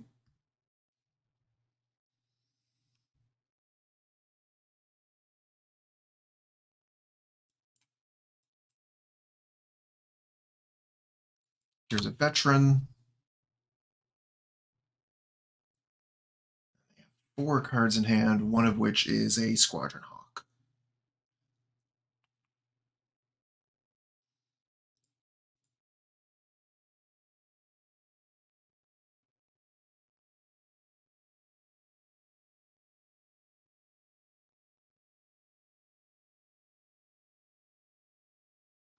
Yeah, those birds are really doing it this time.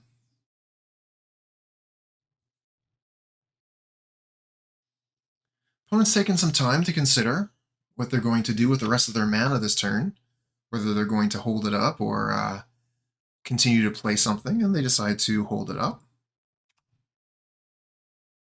We find Makeshift Munitions. Oh, that's really, really good. I think that might be one of the best cards we could possibly draw in this situation.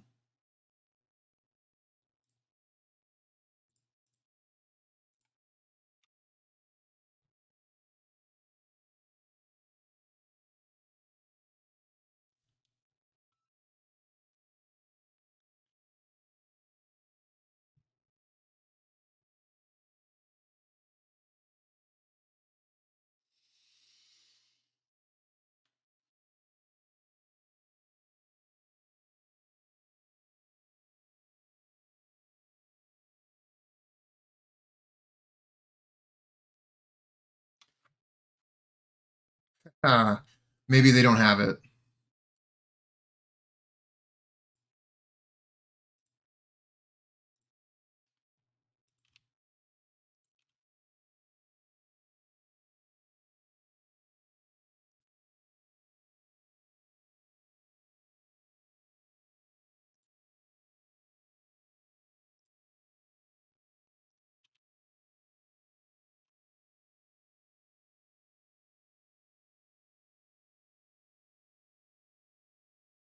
Oh yeah, that makes sense.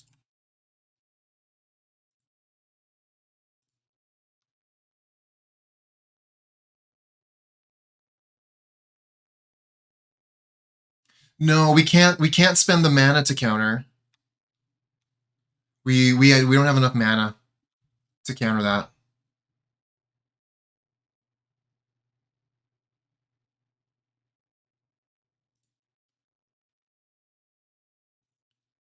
Ririsu, hello. Yeah, we're gonna kill their whole team in response to the prismatic strands, though.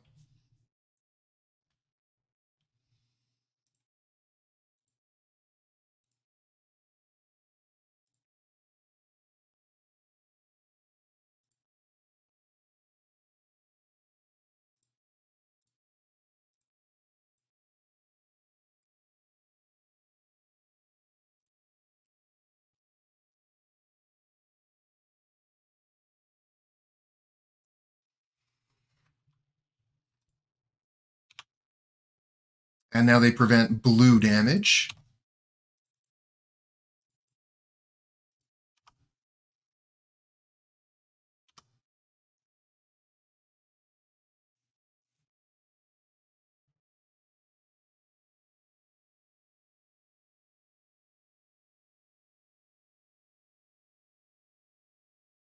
Yeah, they said blue.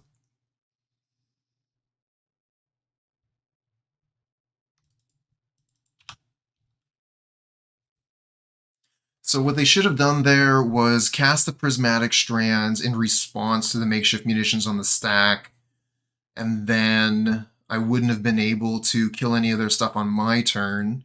But I could have still killed stuff on their upkeep.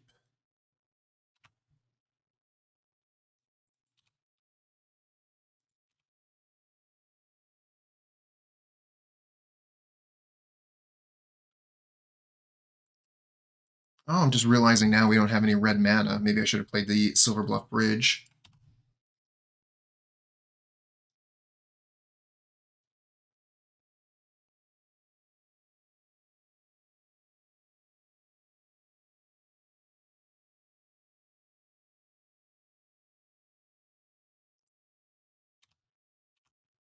I I do like to have more mana.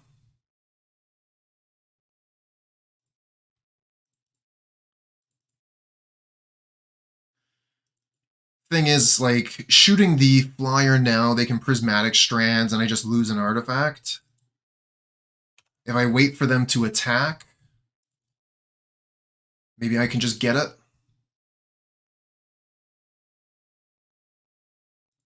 Yeah, that's true. Guess I'm just playing scared at 2 life here, and with this being instant speed. Oh yeah, that's true. I forgot about the pump.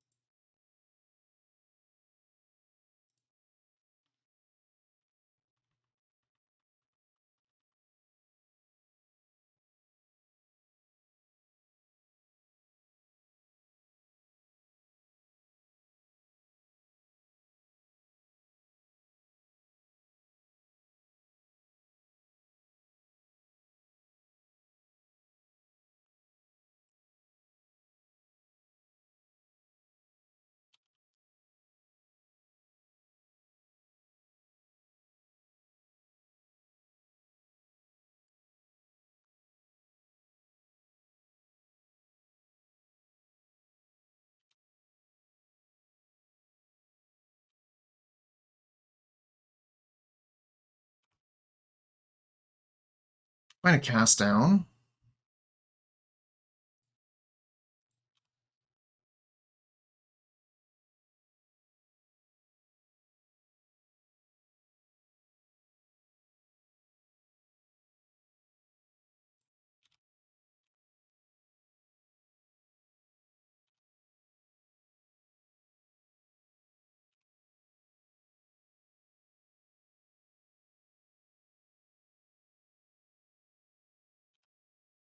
Oh wow, that's true. Gearseeker Serpent is a fast clock. Gallop Blast. If we had that red mana, I mean, they do have prismatic strands, right? So they could prevent the damage from Gouth Blast. We just don't have the mana to be able to rebuke.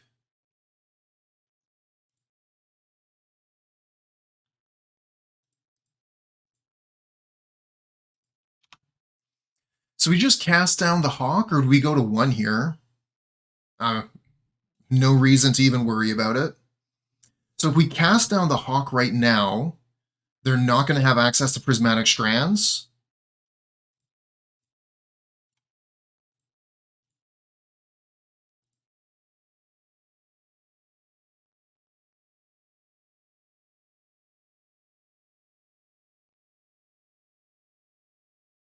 They could still have prismatic strands in hand, but regardless, between makeshift munitions and the Gearseeker Serpent, we're able to take the match. I don't hate it.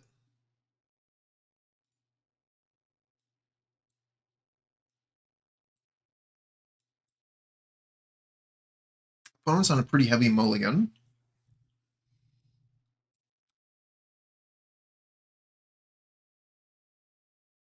They're down to 5 cards.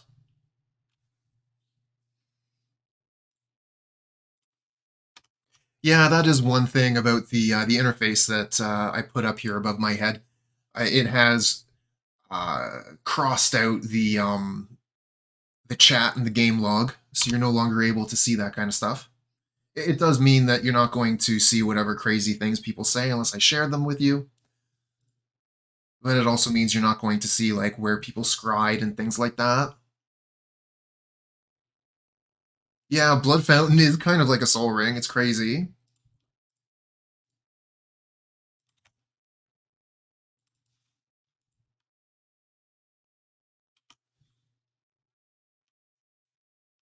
So Crossroads leads me to believe we're playing against Orzhov Ephemerate. I do not know how the matchup is.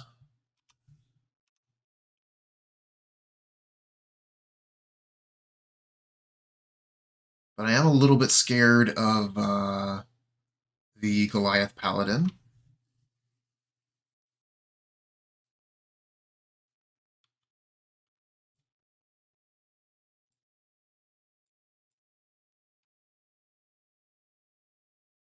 And then they also have Dust to Dust out of the sideboard.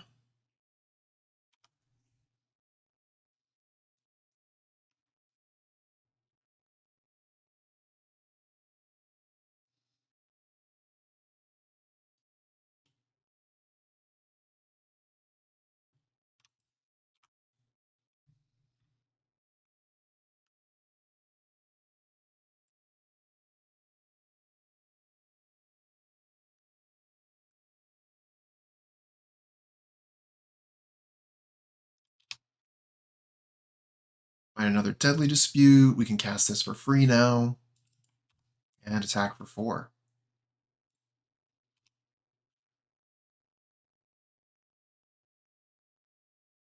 Okay, they have a cast down, and unfortunately we don't have the mana for a Deadly Dispute.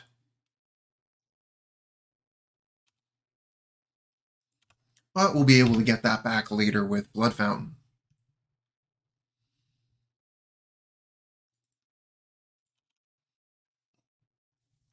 And maybe that was poor play on my part, trying to get that Mirror Enforcer out while we could get it out for free, when maybe I should have just been holding up Deadly Dispute.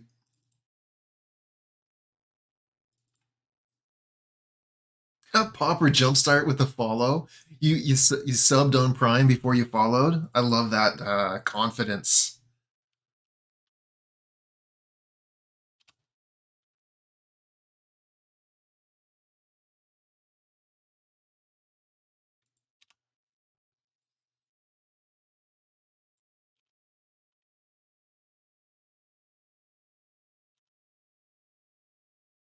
All right, getting some damage.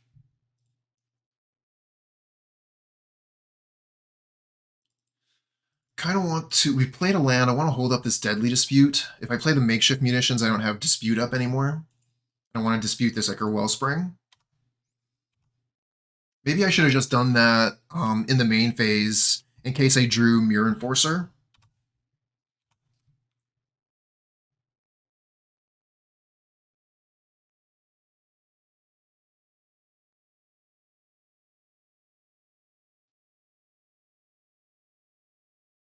Yeah.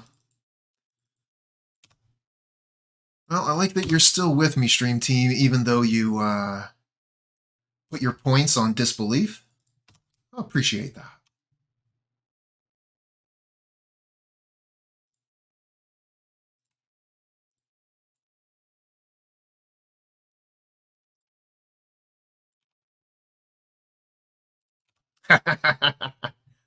100%.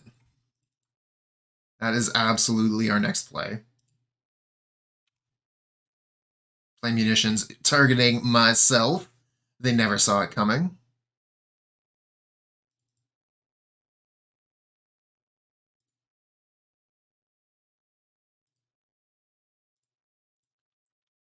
I do want to play the munitions so that we have some kind of an out to an exile effect, or if they ask us to sacrifice something, we can still get value.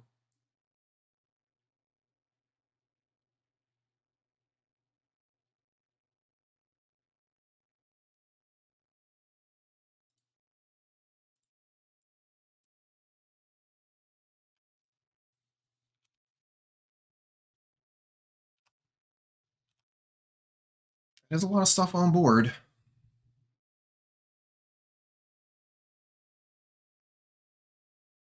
Dawnbringer Cleric. Oh, that gets rid of the makeshift munitions.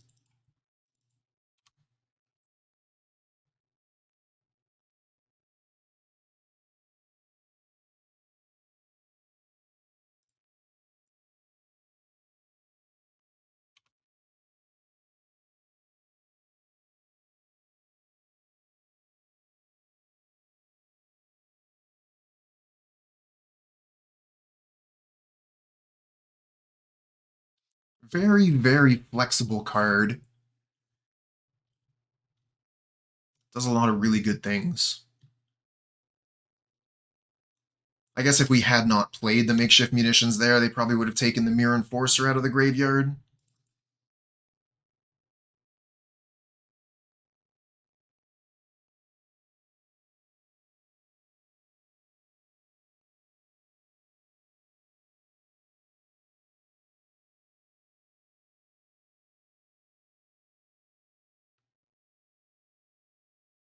Okay, here's a Basilica.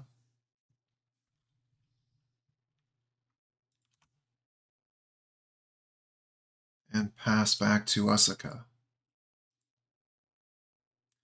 I don't want to use these blood tokens at the moment.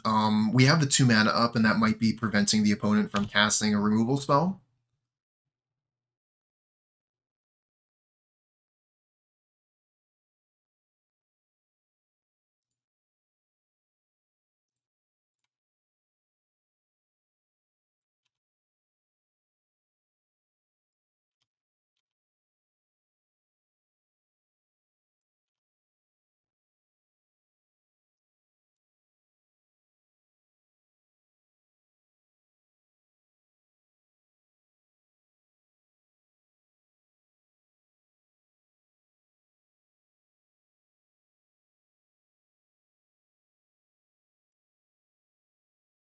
Discard a couple lands, look for something good. We find another Galv Blast. Is that good, chat? Seems like it. One more Galv Blast, and that's death.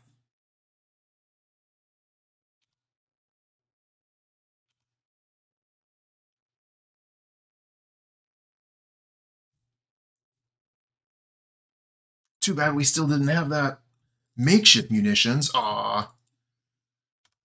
Crossroads. Puts them up to 14.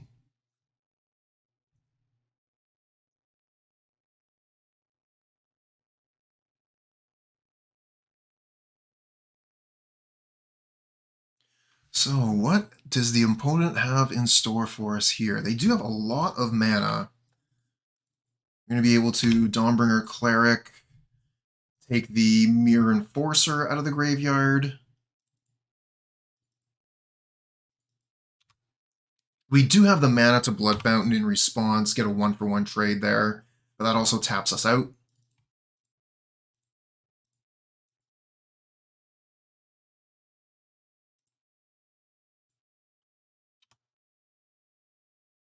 And I didn't want to crack the chromatic star there because it really makes it look like we don't have anything.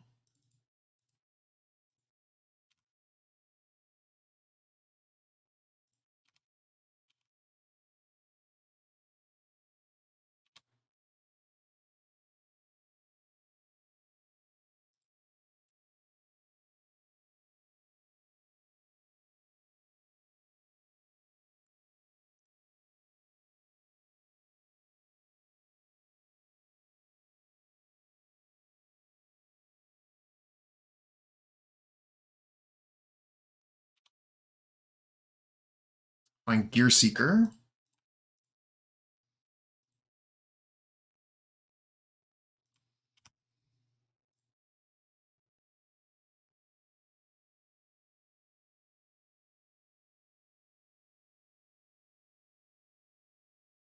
If we want to make Gear Seeker unblockable. Oh, wow. They just concede there with 3 cards in hand. Good for us. It does mean that now they're going to be bringing in Dust to Dust. Let's bring in Negates for Dust to Dust. And I think that's all we really want to bring in. Try and counter the Dust to Dust. Yeah, exactly. Now they have to win twice. Now, what do we want to take out? Kark Clan Shaman seems pretty poor here. Actually, take out all the lands. Thank you. Let's take a look at their deck. So let's see here. Kark Clan Shaman kills Thraben Inspector, Cleric, Spirited Companion, and then if I just like throw all my artifacts in, it could potentially kill Goliath Paladin, but don't count on it. Similarly, yeah, basically my sweepers aren't going to do very much. And they get to bring in Revoke Existence and Dust to Dust.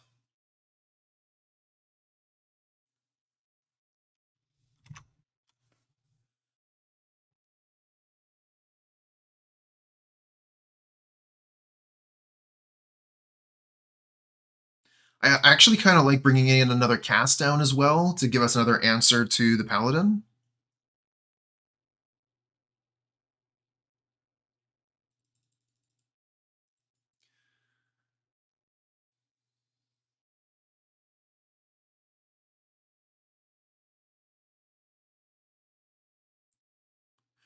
Breath Weapon is like okay. It definitely hits some of their creatures.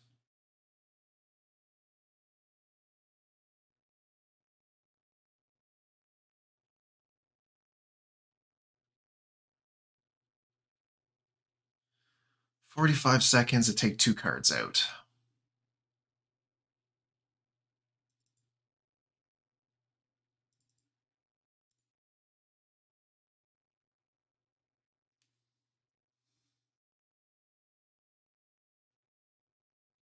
Yeah, I kind of like cutting Kenku in this matchup. They have too much good stuff to deal with Kenku.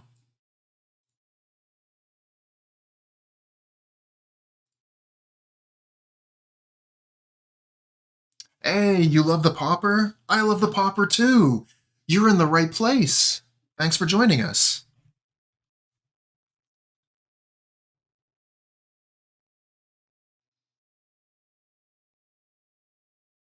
Hey, Grim. We're 2-2, and we're up a game in match 5.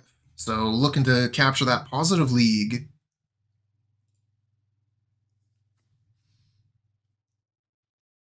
Got a chance to play against Luffy.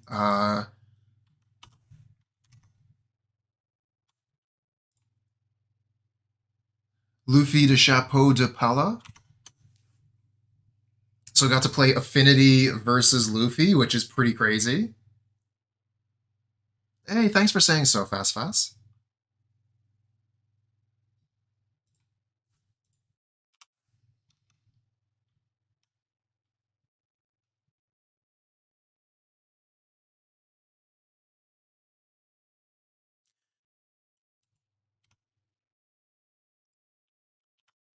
Yeah, I mean, Affinity is solidly one of the best decks. It's pretty hard to find fault with Affinity, or find fault with people playing Affinity, because the deck is just so good.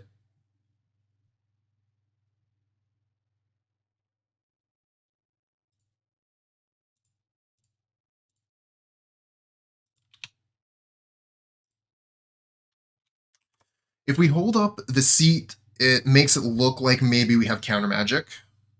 So that's what I'm going to do.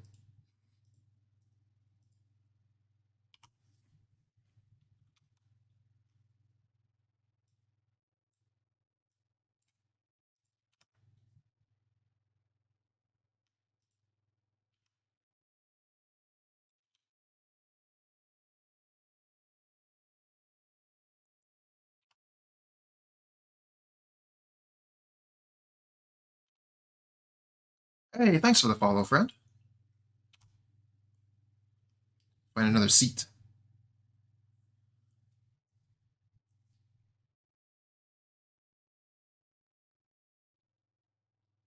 Ah, the name Soar. I get you. I get you. Doing the old numbers or letter things. Cool, cool, cool.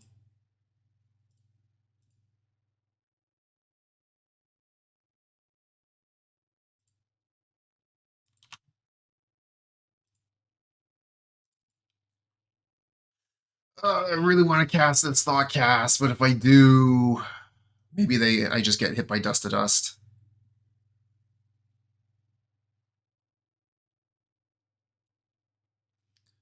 I think like I need to be making moves and we find the rebuke. And now we'll get hit by dust to dust.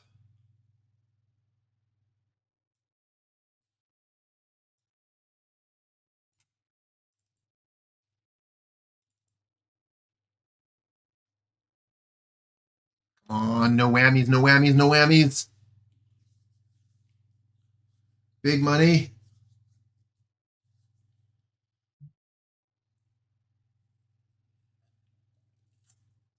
Nice. No dust to dust again.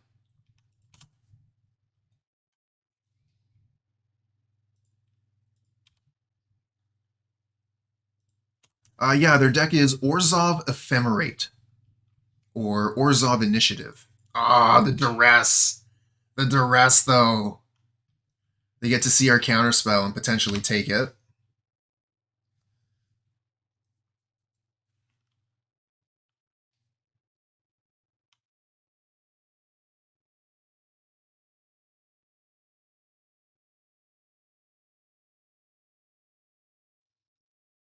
Okay, they take the Deadly Dispute.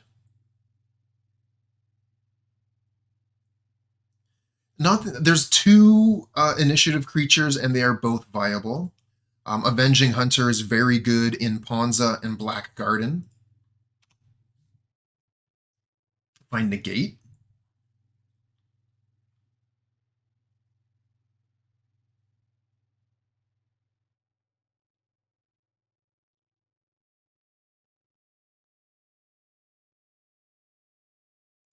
I'm going to play this so we can play all the spells.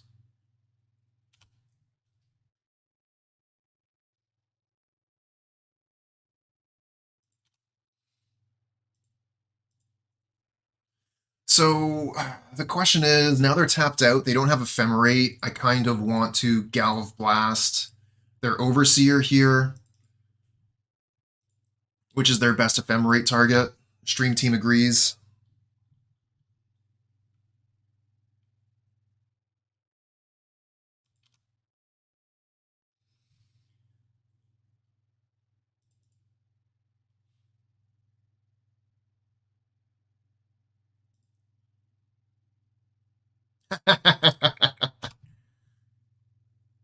I mean, obviously. Oh, no way. This isn't actually the ninja. Okiba Gang Shinobi. Fuck. And we don't have any more red mana. Oh, what a blunder. We can't counter it, and we don't have red. We could blood token and look for Deadly Dispute.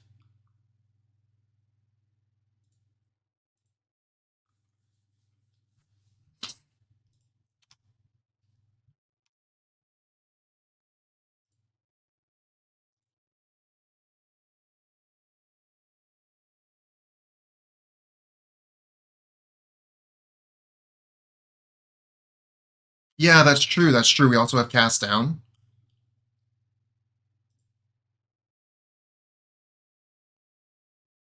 Reckoner's Bargain. Oh, I mean, we can Reckoner's Bargain, the Ichor Wellspring, draw a bunch of cards, and then like we're discarding two, but we just drew three. Oh, of course, we get the Cast Down now that we're out of mana. It was the very next card. Come on, Magic.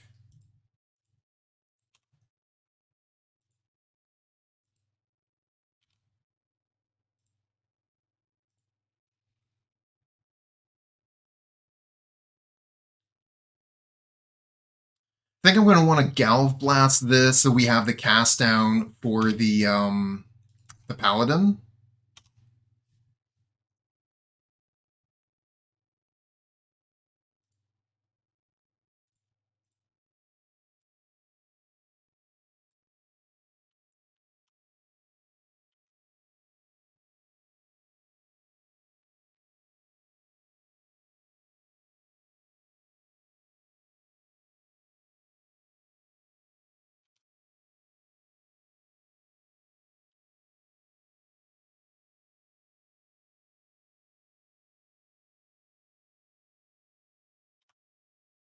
See if we got caught by the Okuba Gang Shinobi.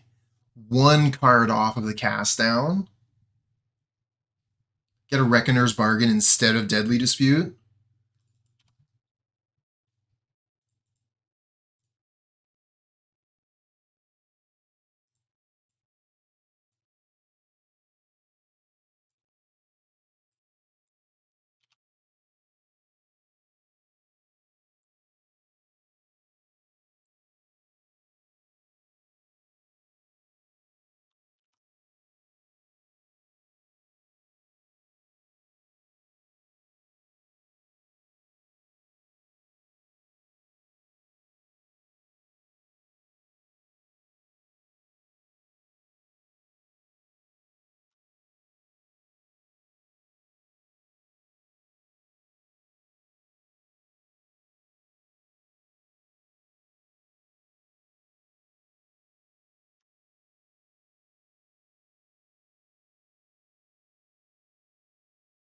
So they're casting Unmake here.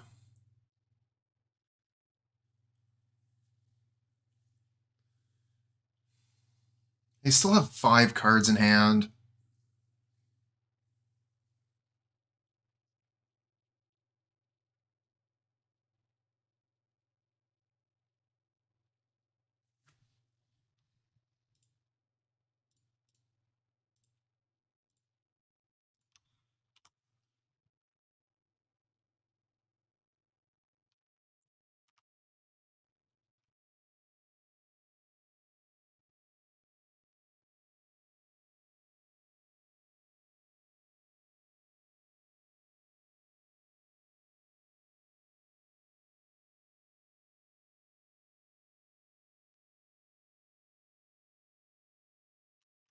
Oh, well, with the negate gone, how long do we have access to 6 mana?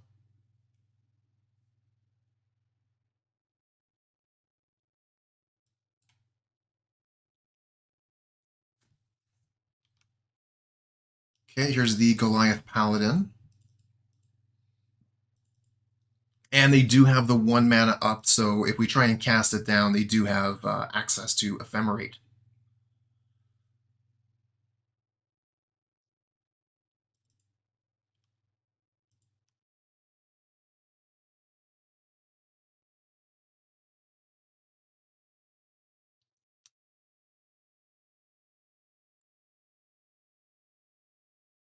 Easy.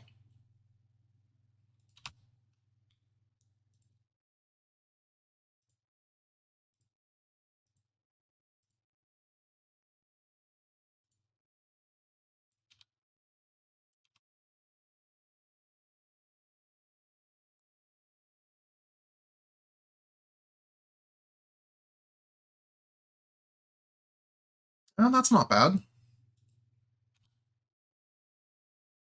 No point in attacking, though.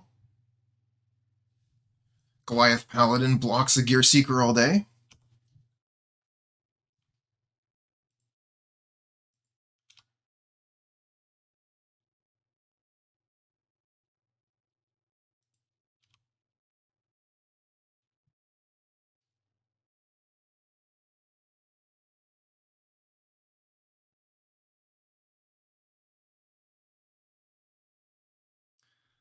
Good point. Good point, Blind. Definitely don't F6. There's a Vampire Sovereign. So we're both doing big stuff over here.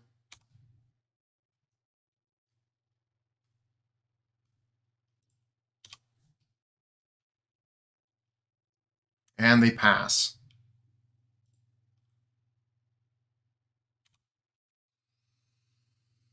Find another cast down. So they would need 2 Ephemerates to save the Paladin. I think we go for it. And then attack.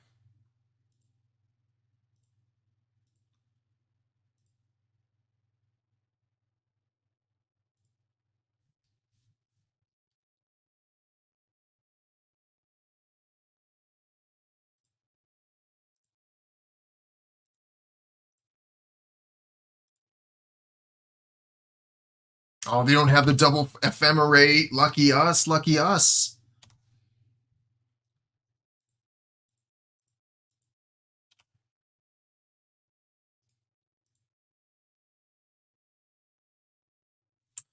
So we attack in with everything, and then they attack us, and they trap us.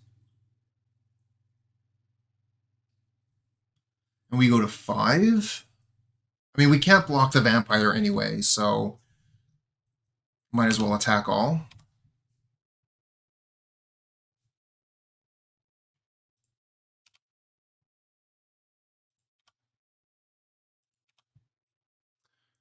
Oh, we're about to find out. No basic.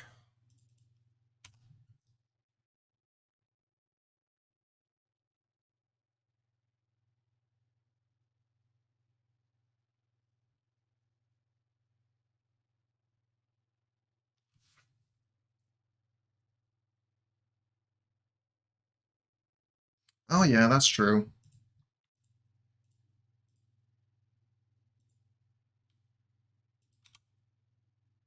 Find another Gear Seeker.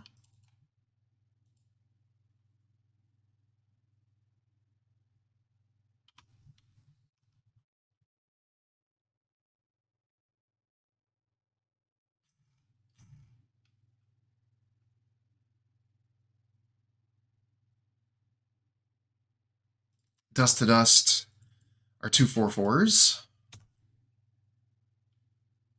Putting back our board by quite a bit. And then attacking in for 4. And going to be setting off a trap here in a moment. We're actually going to be taking 9, going to 4.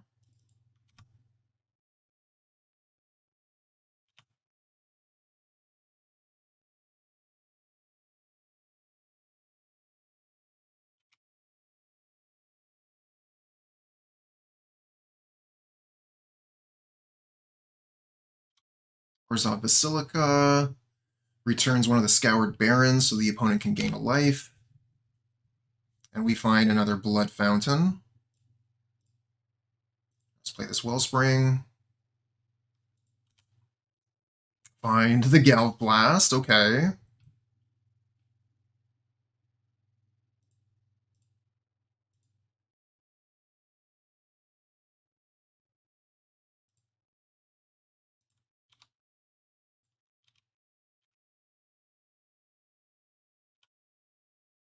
Okay, we get the damage in.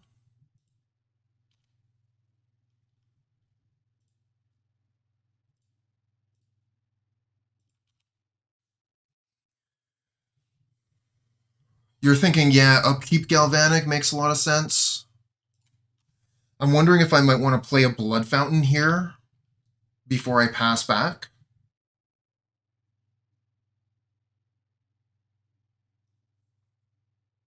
which gives me an opportunity to, oh yeah, star maybe just a little bit better. And then we can crack star when we cast Galvanic Blast. Or do we want to crack it now to try and find like a Mirror Enforcer or something?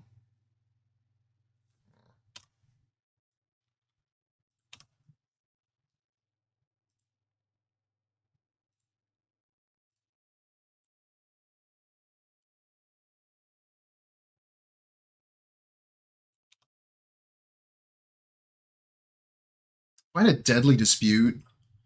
So we could Deadly Dispute the Ichor Wellspring and get a new treasure.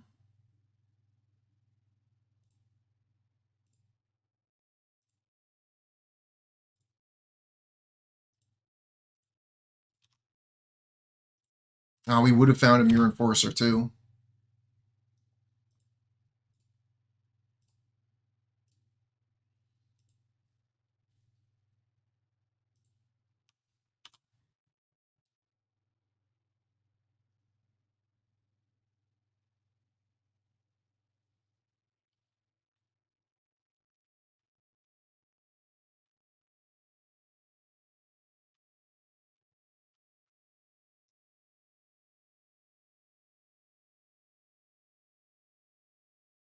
It's just the deck, stream team. The deck is so good that it's pulling me towards victory despite my misplays. All right, so this is the deck that we were playing today, Grixis Affinity, and despite my inexperience with the deck and my misplays, this deck seemed to pull us towards victory the entire time. I think that a more talented pilot would have been able to, get the 4-1 or maybe even the 5-0 with the opponents that we got. Maybe some different mulligan decisions and definitely some different sequencing and play decisions during the matches. But this is a really fun deck to play, and I think that if you're looking for a very strong deck that is going to give you a lot of options and just be a blast to play with, then 100% recommending this style of Affinity. It is very strong, and you have so many options. Like you have something you're able to do, and it really feels like the decisions that you make matter, and also like they're kind of difficult. So if you're looking for a deck to challenge you and at the same time to challenge your opponents, definitely think that Affinity could be that deck. Um, I really like the cast down in the main. So the double cast down, giving the deck some strong removal options to be able to just take care of whatever. We had the double cast down versus Ephemerate in the last game of the last match, and that really worked out where we were able to put one cast down out for the Ephemerate and then the second cast down out to actually take the Goliath off the battlefield. And I really do think that that was the turn that the whole thing swung around the whole game, because we were able to get rid of that blocker, and from there we were able to take the initiative and start doing some real damage. I don't think I would change anything. I don't think that I have enough experience with it to really be recommending that kind of a thing. But I was really happy to play this deck, and I wish that I had more time to become proficient with it. I think that with a lot of practice, I could become pretty good with the deck, but that's the nature of the beast. I'm doing the streaming and the content creation. I change decks so often. Not something I recommend, by the way. Don't recommend playing a different deck every day. I recommend you stick with a deck for months at a time. That's what I used to do when I was playing in paper. But whatever you think is right for you, I got your back.